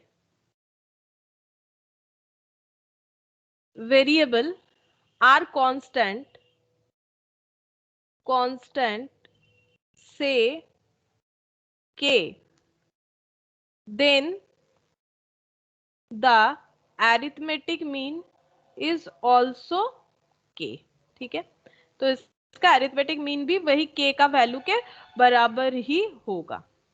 अच्छा, सेकेंड प्रॉपर्टीज देखो क्या दिया हुआ है। The algebraic sum of deviation of a set of observation from their arithmetic mean is 0, that is for unclassified data. ये और group distribution दिया हुआ है, तो ये यहाँ से तो कुछ समझ में नहीं आया। चलो हम लोग इसे देखते हैं कि क्या बोल रहा है, सेकेंड प्रॉपर्टीज हमें क्या बोल रहा है, फिर हम लोग वहां से उसे लिख लेंगे। सेकेंड प्रॉपर्टीज का पहले हम एग्जाम्पल लेते हैं। देखो सपोज यहाँ पर मैंने x लिख दिया, x लिया है मैंने 4, 6, 8 और 12 ले लेते हैं, ठीक है, और x माइनस x बार ले लेंगे। ठीक है, क्यों ले रहे हैं, क्योंकि हमें क्वेश्चन बोला क्या property the algebraic sum of deviations, और डेविएशंस देखो अभी अभी हम लोगों ने पढ़ा है, डेविएशन क्या होता है माइनस।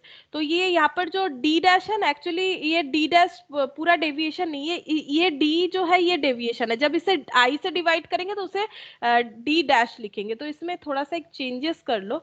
एक्चुअली ये डी डैश को हमें डेविएशन नहीं कहना चाहिए, ये थोड़ा टेक्निकल रॉन्ग हो जाएगा। हम लोग डी को डेविएशन बोलेंगे, डी मतलब x माइनस ए, और ये डी डेविएशन होता है, डी डैश को डेविएशन नहीं बोलता है। डी डेविएशन होता है, डेविएशन का मतलब माइनस होता है, तो इसे थोड़ा रेक्टिफाई कर लो। वैसे टेक्निकली इसे भी बोल सकते हैं, लेकिन ये बेटर रहेगा। ठीक है, तो क्योंकि माइनस करने से डेविएशन किया जाता है। अब देखो क्या बोल रहा है, the algebraic sum of deviations of a set of observation from their arithmetic mean.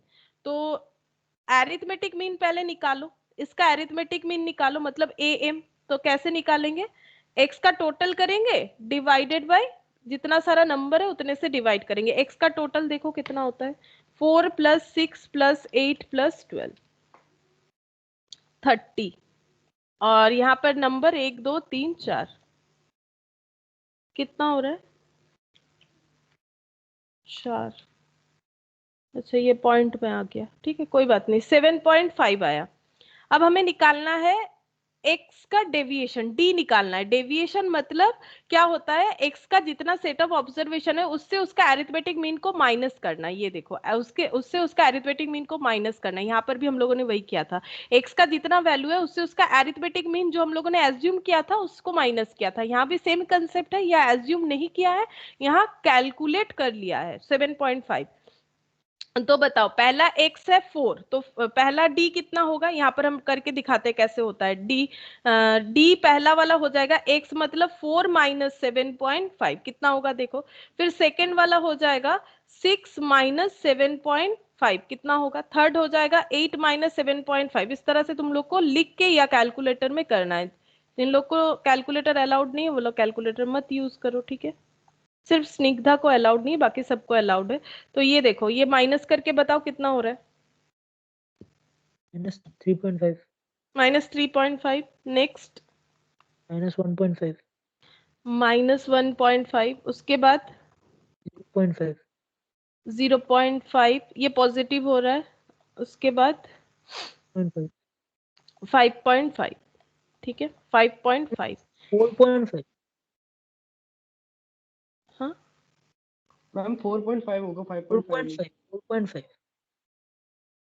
कौन सा वाला, लास्ट वाला लास्ट वाला 12 - 7.5।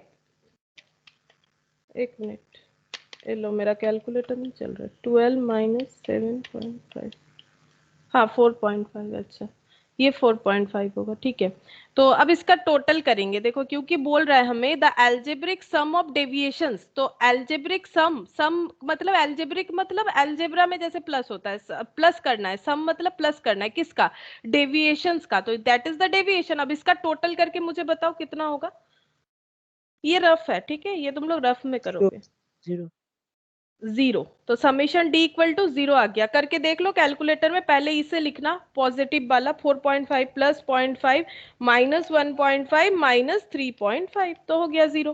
अब देखो यहाँ पर बोला क्या था, the algebraic sum of deviation of a set of observation from their arithmetic mean. अगर एरिथमेटिक मीन से किया हुआ डेविएशन का सम्स करे तो वो हमेशा क्या आएगा, 0 आएगा। फॉर अनक्लासिफाइड डेटा मतलब सिंपल सीरीज वाला, ठीक है, अनक्लासिफाइड डेटा मतलब होता है सिंपल सीरीज वाला डेटा। तो देखो मैंने प्रूव करके दिखाया कि हमारा समेशन डी क्या आ जाएगा, 0 आ जाएगा, हमेशा ऐसा होगा, ठीक है।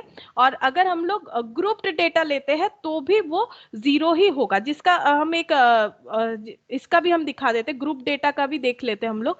ये चलो ग्रुप डेटा में यहाँ देखते हैं, यहाँ जो डेविएशन क्या था इसका ऐड करो तो देखो 0 आता है कि नहीं, ये वाला ऐड करके देखो, समेशन डी 0 आता है कि नहीं बताओ।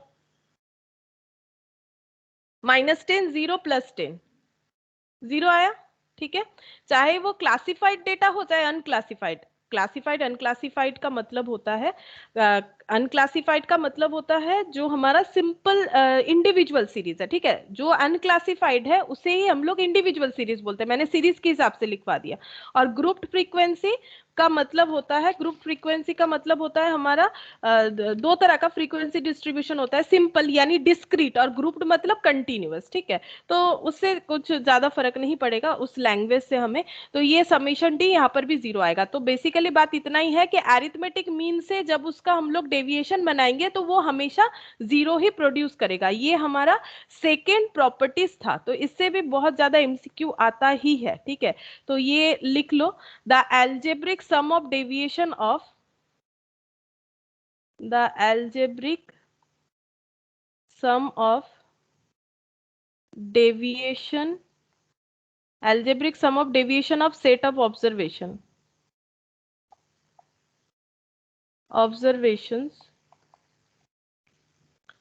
set of observation from their arithmetic mean, from their arithmetic mean is 0, ठीक है। बस इतना ही लिखने से होगा, चाहे वो क्लासिफाइड हो अनक्लासिफाइड हो, मतलब कोई भी सीरीज का एप्लीकेबल हर चीज पे होगा ये वाला, ठीक है। हर एक सीरीज पे एप्लीकेबल होगा, या फिर बोल लो कोई भी डेटा पे होगा, चाहे वो अनक्लासिफाइड हो चाहे वो ग्रुप फ्रीक्वेंसी डिस्ट्रीब्यूशन हो, यही बताया यहाँ पर। नेक्स्ट बोला है क्या, देखो एरिथमेटिक बहुत इंपॉर्टेंट है। Arithmetic mean is affected due to change of origin and और scale which implies that its original variable x is changed to another variable y by effecting a change of origin say a and scale by b, ठीक है। तो बहुत कुछ तो बता दिया, चलो पहले हम लोग इसे समझते हैं, ऐसे तो कुछ नहीं समझ में आया, तो पहले हम लोग एग्जाम्पल लेंगे। तो यहाँ पर दो लैंग्वेज यूज हुआ था पढ़ते वक्त, देखो चेंज ऑफ ओरिजिन और स्केल। तो पहले हम लोग ये पता करते हैं कि what is change of origin, what is change of scale. तो change of origin, change of origin का मतलब होता है या तो प्लस कर लो या तो माइनस कर लो। डेटा में कुछ प्लस या माइनस जब हम लोग करते हैं that is called change of origin. और चेंज ऑफ स्केल का मतलब क्या होता है, चेंज ऑफ स्केल का मतलब होता है या तो कुछ इंटू कर लो या तो कुछ डिवाइड कर लो डेटा में, तो उसे हम लोग बोलते हैं चेंज ऑफ स्केल। तो चेंज ऑफ ओरिजिन मतलब plus minus, change of scale मतलब इंटू और डिवाइड, कोई भी एक, ठीक है, इंटू और डिवाइड। अब एक साथ भी हो सकता है, दोनों भी हो सकता है, चेंज ऑफ ओरिजिन है। Can you show the second property? अच्छा, क्या ये इधर दिखा है या फिर ये वाला? नहीं नहीं, ये डेफिनेशन जो है। अच्छा,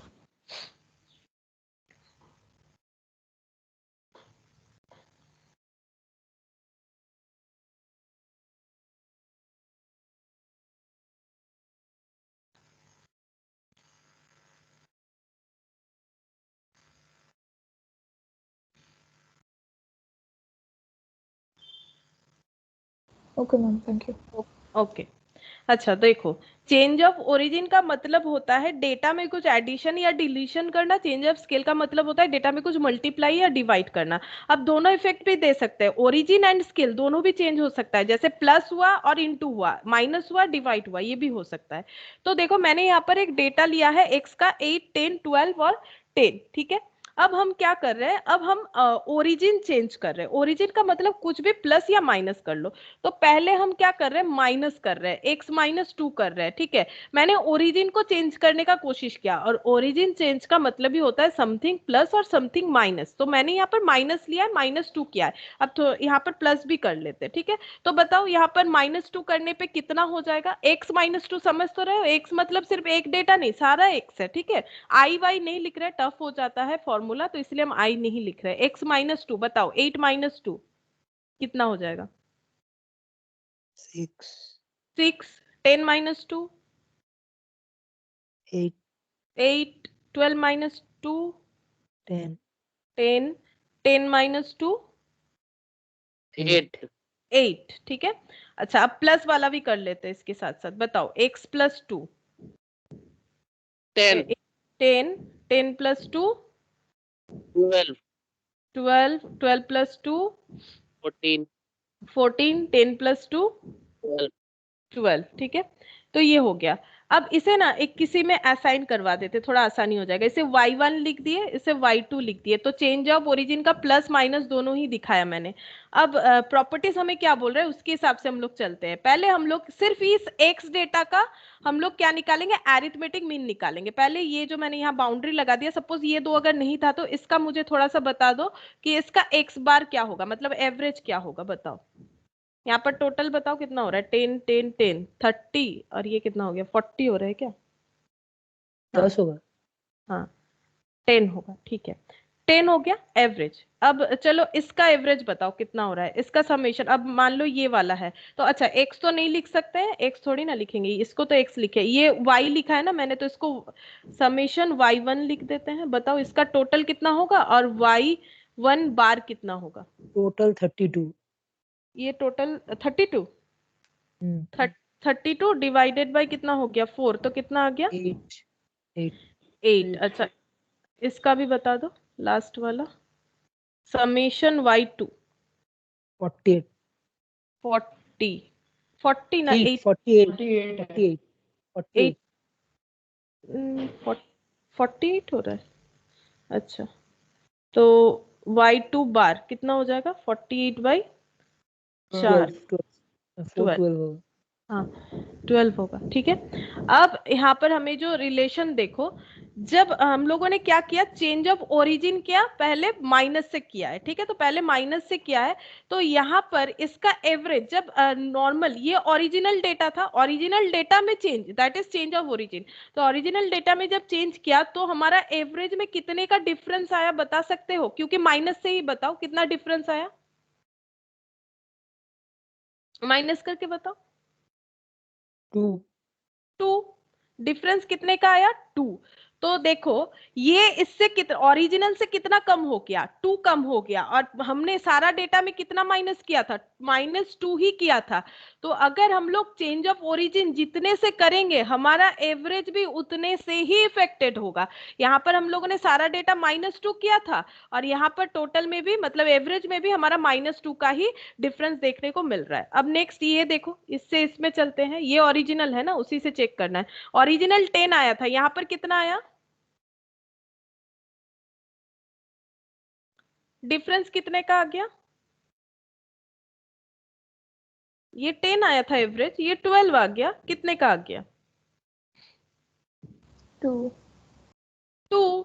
तो चेंजेस कितने का हो गया, 2 का हो गया। अब 2 ज्यादा आया क्योंकि हम लोगों ने यहाँ पर सब में ऐड कितना किया था, 2 किया था। तो वही यहाँ पर बता रहा है, देखो m is affected due to change of origin. मतलब अगर हम लोग ओरिजिन चेंज कर रहे हैं डेटा का, ठीक है, चेंज ऑफ ओरिजिन मतलब प्लस और माइनस, हम लोग अगर ओरिजिनल डेटा में कुछ भी प्लस या फिर कुछ भी माइनस, मैंने 2 किया, तुम लोग कुछ और कर सकते हो, 5 6 7 8 पॉइंट में डेटा लेके कुछ भी करो। तो बोल रहा है कि अगर हमारा ओरिजिन चेंज होगा तो हमारा अरिथमेटिक मीन भी चेंज हो जाएगा। नॉर्मली 10 आ रहा था, मैम जैसे ma'am I have a question. Ma'am origin से ये सब्ट्रैक्ट करना है ना, तो इधर जब हम 10 - 8 कर रहे हैं तो हमको 2 मिल रहा है, तो 10 जब 12 करेंगे -2 मिलेगा, राइट? नहीं नहीं वैसा बात नहीं है, 10 ओके, -12 करना है या 12 - 10 करना है, ऐसा बात नहीं है। अच्छा ठीक। मतलब बात ये है कि दोनों में डिफरेंस उतने का ही होगा। देखो ये 10 था, ये 8 हो गया, तो डिफरेंस कितने का आया? ठीक है, डिफरेंस 2 का आया। ठीक है, ये 2 कम हो गया है और ये 2 ऐड हो गया है। ये देखो ओरिजिनल से अगर चेक करेंगे तो 10 माइनस 2 इक्वल टू 8 होता है और यहाँ पर 10 प्लस 2। तो यहाँ पर देखो बेसिकली हम लोगों ने -2 किया था, आंसर भी और एरिथमेटिक मीन के साथ -2 के बराबर ही आया है। ठीक है, और यहाँ पर +2 किया था तो यहाँ पर देखो ओरिजिनल के साथ +2 के बराबर आया। अब समझ में आया? Yes ma'am, yes. ये चीज बोलना चाह रहे थे। यहाँ पर मैंने -2 किया x में और x वाला एरिथमेटिक मीन ये आ गया, मतलब एक अगर देखो तो ये x बार -2 हो गया और ये x बार +2 हो गया। देखो यहाँ पर x जो था x -2 x +2, वही चीज यहाँ पर x बार -2 और x बार +2 के हिसाब से हमारे पास आ गया।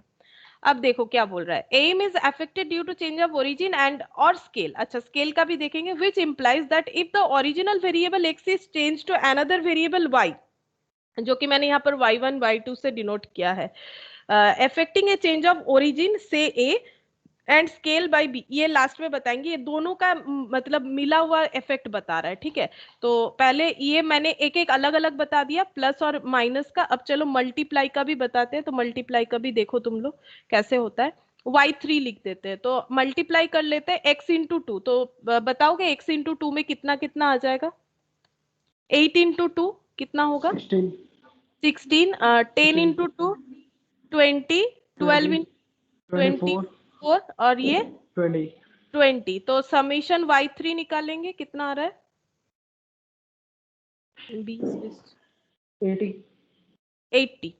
तो 80 आ गया। अब y3 का बार निकालेंगे, 80 बाई 1 2 3 4, 4 20 हाँ 20 आ गया। अब यहाँ पर भी इफेक्ट देखो, ये 10 था, ये 20 हो गया। मतलब यहाँ पर भी अगर हम लोग देखें 10 इंटू 2 के हिसाब से चेंज हो गया। 10 हमारा क्या था? x bar into 2। तो मैंने यहाँ पर देखो x बार इंटू क्या किया था? x इंटू 2 किया था, उसी का चेंजेस जो है वो एरिथमेटिक मीन पे भी सिमिलरली देखने को मिला कि x बार इंटू 2 हो गया। अब हम लोग डिवाइड भी कर लेते, इतना सारा किए तो चलो डिवाइड से भी प्रूव करवा देते। x डिवाइडेड बाई 2 कर दिया, तो पहला डेटा कितना हो जाएगा? 8/2 4। हाँ, ये 10/2 5, 12/2 6 12, हाँ और 10/2 5। चलो समेशन y4 20 20 आ गया।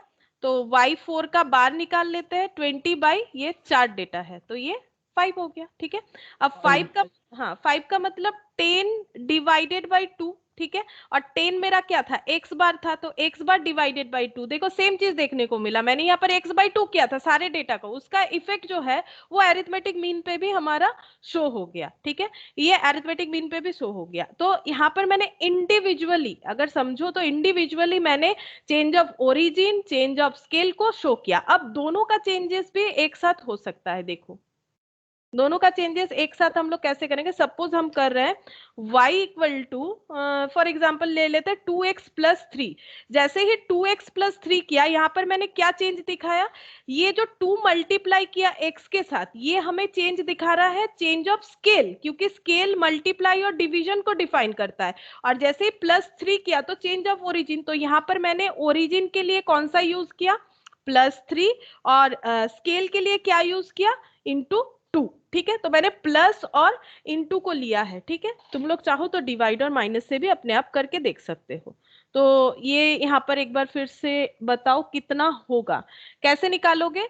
2 इंटू एक्स मतलब 8, 16, 16 प्लस 3 कितना हो जाएगा? 19, 19। 10 इंटू 2 कितना हो गया? 20 प्लस 3 23। 12 into 2 12 into 2 24 27। अच्छा, 10 इंटू 2 20 और प्लस 3 23। अच्छा, अब इसका थोड़ा टोटल बता दो, समेशन y 19 23 27 एंड 23, तो हाँ 92 आ रहा है। 92। अब y बार निकालेंगे, इसको मैंने सिर्फ y लिखा है। ठीक है, ये y1 y2 y3, इसे y दे दिया। तो 92 डिवाइडेड बाई 1 2 3 4 4 कितना आता है? 23 आता है, ठीक है, एवरेज 23 आ गया। अब इसे भी किस तरह से उसी तरह पैटर्न में डिफाइन करें, तो अगर ध्यान से देखोगे तो x इक्वल टू हम लोग लिख सकते हैं, x इक्वल टू क्या आया था, मेरा x बार जो आया था वो आया था 10, ठीक है, नॉर्मल मतलब जो मेरा रियल वाला था उसमें x बार 10 आया था, उसी के साथ इसको हम मैचअप करने का कोशिश करेंगे। तो कैसे करेंगे, y इक्वल टू मैंने लिखा है यहाँ पर देखो 2x प्लस 3, ठीक है, तो 2 x का मतलब, जैसे कि हम यहाँ पर हर जगह x का मतलब मेरा x बार आ रहा था, तो यहाँ पर भी मुझे x का मतलब x बार लेना पड़ेगा। x बार मतलब कितना आ जाएगा, 10 आ गया प्लस 3, तो 20 प्लस 3 तो 23। तो देखो क्या हो गया यहाँ पर, सिमिलरली इसके बिहाफ में हम लोग लिख सकते हैं y bar equal to, actually y bar तो मेरा कितना आया है 23 आया है, तो y equal to 2x plus 3, ये मेरा चेंजेस था। अब यहाँ पर मेरा y बार जो आया है, तो इसे एक काम करते हैं, थोड़ा सा सेम पैटर्न में लिखते हैं ताकि तुम लोग को समझने में आसानी हो जाए। इसी पैटर्न में लिखते हैं जो यहाँ पर यूज किया, यहाँ पर मैंने क्या यूज किया, डिफरेंस क्या है 10 इंटू 20, उसी तरह से हम लोग यूज करेंगे। तो यहाँ पर देखो क्या आ रहा है 23 का मतलब हम लोग इसे क्या लिख सकते हैं 10 इंटू 2 प्लस 3, इस तरह से लिख सकते हैं, ठीक है। एक्स बार मेरा 10 आया था, तो यहाँ पर इसे हम लोग इस तरह से लिख सकते हैं, ठीक है। तो यहाँ पर ये एक्स बार हो गया 10, मतलब ये इंटू 2 प्लस यहाँ पर 3 हो गया, जो कि हमारा y बार प्रोड्यूस कर रहा है, ठीक है। ये 23 को हम लोग इसी पैटर्न में लिखेंगे जिस पैटर्न में यहाँ पर लिखा है।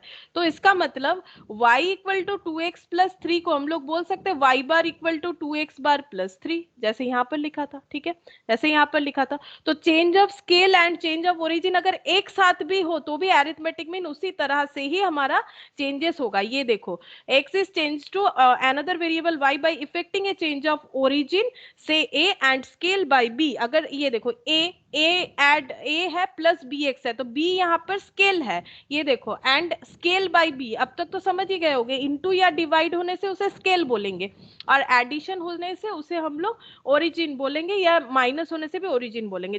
और यहाँ पर एक एग्जाम्पल दिया है, ऐसा बहुत सारा क्वेश्चन आता है। For example if it is known that two variable x and y are related by, यहाँ पर एक एग्जाम्पल दे दिया है 2x plus 3y plus 7 equal to 0, और x बार 15 दे दिया है, और हमें पूछा है अरिथमेटिक मीन ऑफ y कितना होगा। तो बेसिकली ये ऐसा ही क्वेश्चन है, अगर हमें ये दे दे कि y equal to 2x plus 3, वैसे ही दिया हुआ है, हमें कैलकुलेट करना पड़ेगा अरिथमेटिक मीन क्या होगा, तो हम लोग इस पैटर्न में फॉलो करेंगे। तो ये आई होप ये कंसेप्ट समझ में आ गया तुम लोगों को। तो एक बार उस क्वेश्चन को हम लोग कर लेते हैं कि ये यहाँ पर इंडिविजुअली दिखा है, यहाँ पर एक साथ दिखा है। अब ये जो क्वेश्चन बोल रहा है, ऐसा क्वेश्चन हमें किस तरह से सॉल्व करना चाहिए एक बार चेक कर लेते हैं। यहाँ पर हमें एक इक्वेशन दिया हुआ है 2x plus 3y plus 7, 2x plus 3y plus 7 equal to 0। तो हमें कौन सा इक्वेशन लेना है, हमेशा ये y equal to a plus b x, ये देखो y equal to a plus b x, ये पैटर्न में हमें लेना है। ये नॉर्मल स्ट्रेट लाइन का इक्वेशन होता है, ठीक है, y equal to a plus b x, ठीक है। इस पैटर्न में हमें इसे अगर अरेंज कर लेंगे तो यही वाला चीज हमें मिल जाएगा। तो हमें हमेशा ये वाला चीज याद रखना है, ये बहुत जगह पे काम आएगा, सिर्फ यहाँ पर नहीं। y equal to a plus b x, तो y रखना है इधर, बाकी सब इधर भेज देना है। तो चलो भेज देते हैं, माइनस 2x माइनस 7, सिर्फ y रखना है इधर। तो 3 को नीचे लेके आओ, तो ये कितना हो गया minus 2x by 3 minus 7 by 3, ठीक है। या फिर अगर किसी को समझने में दिक्कत है, इधर प्लस रख दो, ये माइनस यहाँ पर लगा दो, मतलब ये बन गया y equal to a plus b x. a मतलब ये, इसे भी इस तरह से लिख देते हैं, ये डिवाइड कर दिया -2/3 इंटू एक्स, प्लस यहाँ पर रख दिया, ये a का मतलब ये हो गया, a का मतलब -7/3 हो गया। अब इसे थोड़ा सा अरेंज कर लेते हैं, -7/3 a प्लस बी एक्स बन गया पूरा वैसे का वैसा format, a plus b x, ठीक है। तो y equal to a plus b x format में हम लोग लेके आ गए। अब हमें क्या बोला है कि एंड x बार 15 दे दिया है, और हमें क्वेश्चन में दे दिया है x बार 15 है, हमें पूछा है y बार इक्वल टू कितना होगा। तो अगर y equal to a plus b x है, तो चेंज ऑफ स्केल और चेंज ऑफ ओरिजिन दिख रहा है, ये है चेंज ऑफ स्केल -2/3, और ये है change of origin minus format में। तो अगर ऐसा होता है तो अरिथमेटिक मीन हम लोग यहाँ पर अपॉइंट कर देते हैं, ये देखो x bar into 2 plus 3, x बार को यहाँ पर लगा देंगे, तो x का वैल्यू और x बार का वैल्यू इक्वल हो जाएगा। तो -7/3 प्लस -2/3 इंटू x के जगह x बार पुट करेंगे, दैट इज 15। तो -7/3 प्लस ये हो जाएगा -10 हो जाएगा, 3 5 15 और -10, तो 7 डिवाइडेड बाई 3 ये हो रहा है 2.33, तो ये हो जा रहा है -12.33 आ रहा है, चेक करते हैं, -12.33, ठीक है, -12.33। तो ये क्या हुआ, इसका मतलब ये देखो, चेंज ऑफ स्केल और चेंज ऑफ ओरिजिन में हम लोगों ने वही देखा ना, जितना चेंज होगा एरिथमेटिक मीन उतने से प्लस, जैसे फर्स्ट वाले में उतने से माइनस, -2 हो गया, 10 से -2 होके 8 हो गया, सेकेंड वाले में +2 होके 12 हो गया, थर्ड वाले में *2 होके 20 हो गया। देखो यहाँ से देख के हम लोग बता सकते हैं, डिवाइडेड बाई 2 है तो इसका एरिथमेटिक मीन 5 हो जाएगा, ठीक है, 10/2 5 हो जाएगा, यहाँ पर प्रूफ भी कर लिया हम लोगों ने। और अगर 2 इंटू है +3 है तो इसमें भी 2 इंटू करेंगे, तो 10 इंटू 2 20 और +3 है तो 20 + 3 23 आना चाहिए। तो उसी चीज को यहाँ पर किस तरह से अप्लाई करना है, क्वेश्चन इस पैटर्न में आएगा कि अगर हमारा एक इक्वेशन दिया हुआ है, उसका एरिथमेटिक मीन दिया हुआ है, इस इक्वेशन का एरिथमेटिक मीन गिवन था 15, हमें पूछा था कि y बार कितना होगा, इस इक्वेशन में x बार हमें पता है, हमें पूछा जा रहा है कि y बार इक्वल टू कितना होगा। तो हम लोग क्या करेंगे, इसे पहले y equal to a plus b x में अरेंज करेंगे। तो हम लोगों ने वही किया, y equal to a plus b x में किया। यहाँ बहुत सारा स्टेप्स हुआ है क्योंकि मैंने ये फर्स्ट टाइम समझाया, जब तुम लोग को हैबिट हो जाएगा तो तुम लोग आराम से ऐसे कर सकते हो, -7 -2x और y इक्वल टू ये -7/3 -2/3x, फिर खुद को समझना पड़ेगा प्लस माइनस, नहीं तो इसी तरह से लेंदी स्टेप में करना पड़ेगा। हो गया। अब यहाँ पर हम लोग x के जगह x बार को पुट कर देंगे, ठीक है, x जो है वही x बार होगा, तो यहाँ से हमें y बार भी मिल जाएगा। यानी अगर हमें y बार चाहिए, इसका हमें एवरेज चाहिए, तो इस पैटर्न को हमें एवरेज पे भी लागू करना पड़ेगा। तो वही चीज हम लोगों ने किया है कि अगर हमें y बार चाहिए तो ये x बार को यहाँ पर बैठाना पड़ेगा, इस इक्वेशन में पुट करना पड़ेगा, जैसे कि इस इक्वेशन में हम लोगों ने x बार को पुट किया। अगर ये वाला चीज हमें डायरेक्टली दे देता तो ये 2x + 3 में हम लोग पुट कर सकते हैं, ऐसा इक्वेशन दे दिया, y इक्वल टू, ये देखो y इक्वल टू, ये जो हम लोगों ने बनाया है यहाँ पर, ये अगर हमें डायरेक्टली गिवन है, बात तो एक ही होता ना, तो 2 इंटू एक्स बार कितना होता है 10 + 3, ये 23 प्रोड्यूस करता है। यहाँ बहुत सुंदर से अरेंज करके दिया हुआ है, y equal to a plus b x, यहाँ पर नहीं दिया हुआ है तो करना पड़ेगा, तो नॉर्मली नहीं दिया हुआ होता है, तुम लोग को करना पड़ता है, फिर वहां पर x बार का वैल्यू पुट कर दोगे, पुट करोगे तो y बार का वैल्यू पता चल जाएगा, देयरफॉर y बार इज 12.33। अच्छा, तो ये अरिथमेटिक मीन का था। और एक अच्छा, इसे तो थोड़ा सा लिखना पड़ेगा, arithmetic mean is affected due to change of origin and scale which implies that if the original variable x is change to another variable y। तो इसे लिखना पड़ेगा, तो याद कैसे रखोगे, ये थोड़ा सा तुम लोग अभी स्क्रीनशॉट ले लो, फिर कॉपी में ये वाला चीज लिख लेना, ये वाला अरिथमेटिक मीन से ये जो रेड में लिखा हुआ है, ठीक है, इसको लिख लो, एक बार स्क्रीनशॉट मार लो, इसी पेज पे लिख लेना, ठीक है, इसके यहाँ पर फोर्थ प्रॉपर्टी, ये जो थर्ड प्रॉपर्टी मैंने यहाँ पर एंड करवाया नेक्स्ट पेज में उसे लिख लो। और लास्ट प्रॉपर्टी जो है फोर्थ, उसके बाद मीडियन आ रहा है, तो इसे एक बार कंप्लीट ही कर लेते हैं। लास्ट प्रॉपर्टी है कंबाइंड मीन, बस इतना ही बताएंगे और कुछ नहीं। तो फोर्थ वाले में कंबाइंड मीन,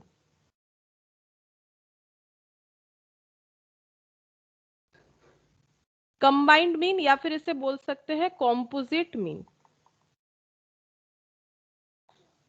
मतलब अगर more than one group of data रहता है, देखो if there are two groups containing n1 and n2 observation, x1 bar and x2 bar as the respective arithmetic means, then the combined arithmetic mean is given by, ठीक है, combined arithmetic mean का formula ये होता है, x bar equal to n1 x1 bar plus n2 x2 bar divided by n1 plus n2, ये हो गया combined arithmetic mean. अब इसका अगर चाहो तो एक एग्जांपल देख सकते हैं, देखो एग्जांपल से समझ लेते हैं। यहाँ पर n1 यहाँ पर x1 दे दिया, मान लो 2 है 4 है 1, और यहाँ पर दे दिया मैंने 2, ठीक है, और यहाँ पर मान लो x2 दे दिया, यहाँ पर n2 दे दिया, तो यहाँ पर हो जाएगा, यहाँ पर ले लेते हैं 4 और ये ले लिया मैंने 6 और यहाँ पर ले लिया 2 और यहाँ पर ले लिया 3, ठीक है। तो मुझे इसका एवरेज बता सकते हो x1 बार कितना हो जाएगा, अगर 2 टू अगर एक बार है, ठीक है, n1 मतलब नंबर ऑफ डेटा, ठीक है, 2 1 टाइम्स है और 4 जो है वो 2 टाइम्स है, तो कितना हो जाएगा 8 डिवाइडेड बाय कितना हो जाएगा 3। अच्छा ये 3 हो जा रहा है, इससे थोड़ा सा, अच्छा 10 डिवाइडेड बाय 3 कर देते हैं, इसे 10 डिवाइडेड बाय 3 फॉर्मेट में रखते हैं, x2 बार, इसे एक बार f की तरह कंसीडर करते हैं, ठीक है। तो 4 इंटू 2 कितना हो गया 8 प्लस 18 डिवाइडेड बाय 5, तो ये हो गया 5.2 5.2 और ये पॉइंट में आ जाएगा तो ये 3.3 ऐसा आ जा रहा है, ठीक है। तो ये x1 बार और ये x2 बार हो गया। और अगर हम लोग कंबाइंड मीन निकालते हैं, अगर हम लोग पूरे डेटा का अगर टोटल करेंगे तो इस तरह से हो जाएगा, ये देखो 2 plus 8 plus 8 plus 18 divided by यहाँ पर 3 और यहाँ पर 5, 3 प्लस 5 कितना हो गया 8 और ये कितना हो जाएगा 10 प्लस ये कितना हो जाएगा 8 प्लस 18 कितना हो रहा था 8 प्लस 18 ये बन रहा था 76, 86 बाई 8 ये आ रहा है 10.75, ठीक है। तो ये x1 बार x2 बार, अब देखो ये मैंने क्या किया यहाँ पर x बार कैलकुलेट कर लिया, मतलब मान लो एक क्लास में 2 मार्क्स मिला है ऐसे 1 स्टूडेंट है, 4 मार्क्स मिला है ऐसे 2 स्टूडेंट है, और 4 मार्क्स मिला है ऐसे 2 स्टूडेंट, 6 मार्क्स मिला है ऐसे 3 स्टूडेंट है। तो ओवरऑल मार्क्स का मैंने एवरेज निकाल लिया कि इतना इतना मिला है और कितने स्टूडेंट है उसके हिसाब से। तो ये तो अगर हमारा कम डेटा हो तो हम लोग कैलकुलेट कर सकते हैं, लेकिन इसी चीज को हम लोग फॉर्मूला में कैसे कर सकते हैं, देखो n1 कितना है, n1 है हमारा 3, ठीक है, n1 है हमारा 3 और x1 बार कितना आ गया, x1 बार आ गया है 3.3, n2 है हमारा 5 और x2 बार कितना आ गया 5.2 divided by n1 plus n2 मतलब 3 प्लस ये हो गया 5 8। अब देखो चेक करते हैं सिमिलर होता है कि नहीं, 3.33 3.33333 इंटू 3 मतलब लगभग ये 10 आ रहा है और 5.2 इंटू 5 ये 26 आ गया डिवाइडेड बाय 8, तो प्लस 10 डिवाइडेड बाय 8 तो 4.5। अरे टैली तो नहीं हुआ, क्या गड़बड़ हो गया मेरा, एग्जाम्पल गलत हो गया क्या, n1 n2, अच्छा मुझे लगता है मेरा अरेंज कुछ गलत हो गया होगा, n1 4 प्लस 2 और ये हो गया 8 10 बाई 3 3.33 एवरेज है इंटू 3, तो ये 10 आ रहा है, 10 यहाँ पर भी 10 आ रहा है, तो मैंने यहाँ पर 10 लिए, 76 आ रहा है, यहाँ पर क्या गलत हो गया 5.2 इंटू 5 26, अच्छा ओ 18 प्लस 8 ये गलत लिख दिया मैंने, 18 प्लस 8 76 थोड़ी होगा, 18 प्लस 8 ये 26 होगा ना, 26 प्लस 10 36, हाँ अब सही है, अब समझा देते, देखो ये हो गया 36 डिवाइडेड बाई 8 तो ये हो गया 4.5, सिमिलरली 36 डिवाइडेड बाई 8 4.5। अब देखो हम जो समझाना चाह रहे हैं कंबाइंड मीन मतलब जब मोर देन वन ग्रुप रहेगा, ये एक क्लास का डेटा है, मान लो ये क्लास 9 का है, ये क्लास 10 का है, 2 मार्क्स मिला है 1 को, 4 मार्क्स मिला है 2 स्टूडेंट को, 4 मार्क्स मिला है 2 स्टूडेंट को, 6 मार्क्स मिला है 3 स्टूडेंट को। अब हमें बोल रहा है क्लास 9 और क्लास 10 दोनों का कंबाइंड मीन निकालना है, तो हम लोग क्या करेंगे, 2 मार्क्स मिला है एक जन को यानी 2, 4 मार्क्स मिला है 2 जन को यानी 8, या फिर ऐसा लिखना पड़ेगा 2 प्लस 4 2 जन को मिला है, ठीक है, फिर 4 मिला है 2 जन को, फिर 4 प्लस 4 फिर 6 मिला है 3 जन को, तो ऐसे लिखेंगे। और कितना स्टूडेंट हो गया, फिर 2 मिला है एक जन को, एक स्टूडेंट, यहाँ पर 2 स्टूडेंट, 3 4 5 और 3 8 स्टूडेंट, तो यहाँ पर भी हमारा 36 बाई 8 आ जाएगा 4.5, जो कि नॉर्मल है, तुम लोग समझते हो कि ये क्या होता है कि क्लास 9 में अगर 3 स्टूडेंट है और क्लास 10 में अगर 5 स्टूडेंट है और इस तरह से मिला है तो एवरेज 4.5 मिला है। अब इसी चीज को अगर हमें फॉर्मूला वाइज करना है तो हम लोग कैसे कर सकते हैं, ये देखो n1 इंटू x1 बार, इसका मतलब क्या हुआ, n1 मतलब नंबर ऑफ ग्रुप 1, ठीक है, ग्रुप 1 में कितने जन है, 3 जन है, उनको एवरेज कितना मिला है 3.3, देखो यहाँ पर मैंने प्रूफ कर दिया है 3.3, यानी उनको टोटल कितना मिला है 10, और ये देखो टोटल 10 मिला है, हम लोग अगर इंडिविजुअल भी करते हैं तो टोटल 10 आएगा।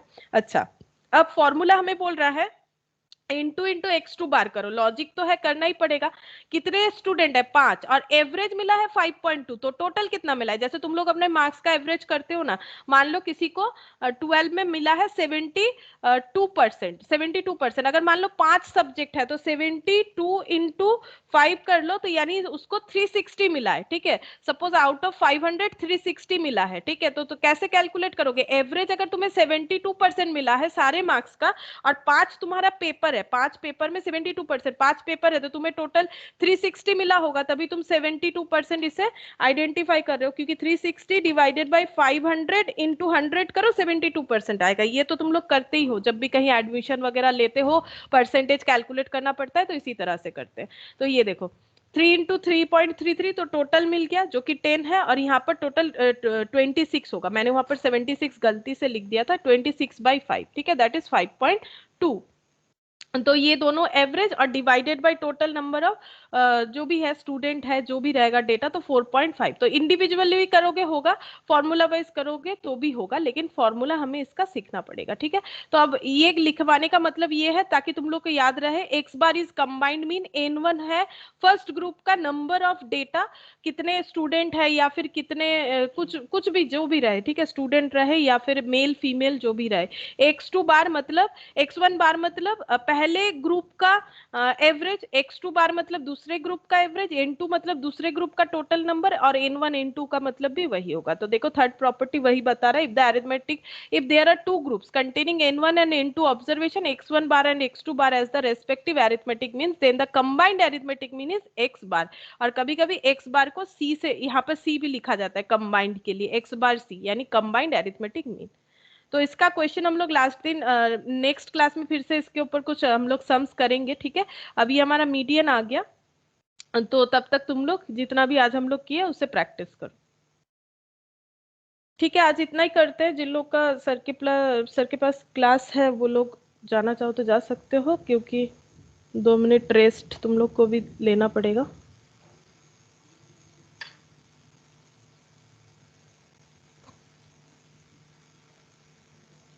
Thank you ma'am. Thank you bye ma'am. Okay, bye. Bye. Ben. अच्छा, bye bye thank you ma'am. Bye bye bye.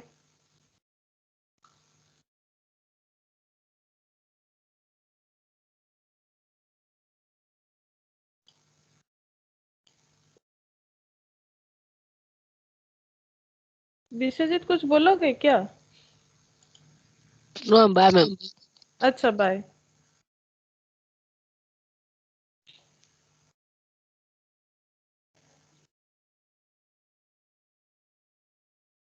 Ayush कुछ बोलोगे?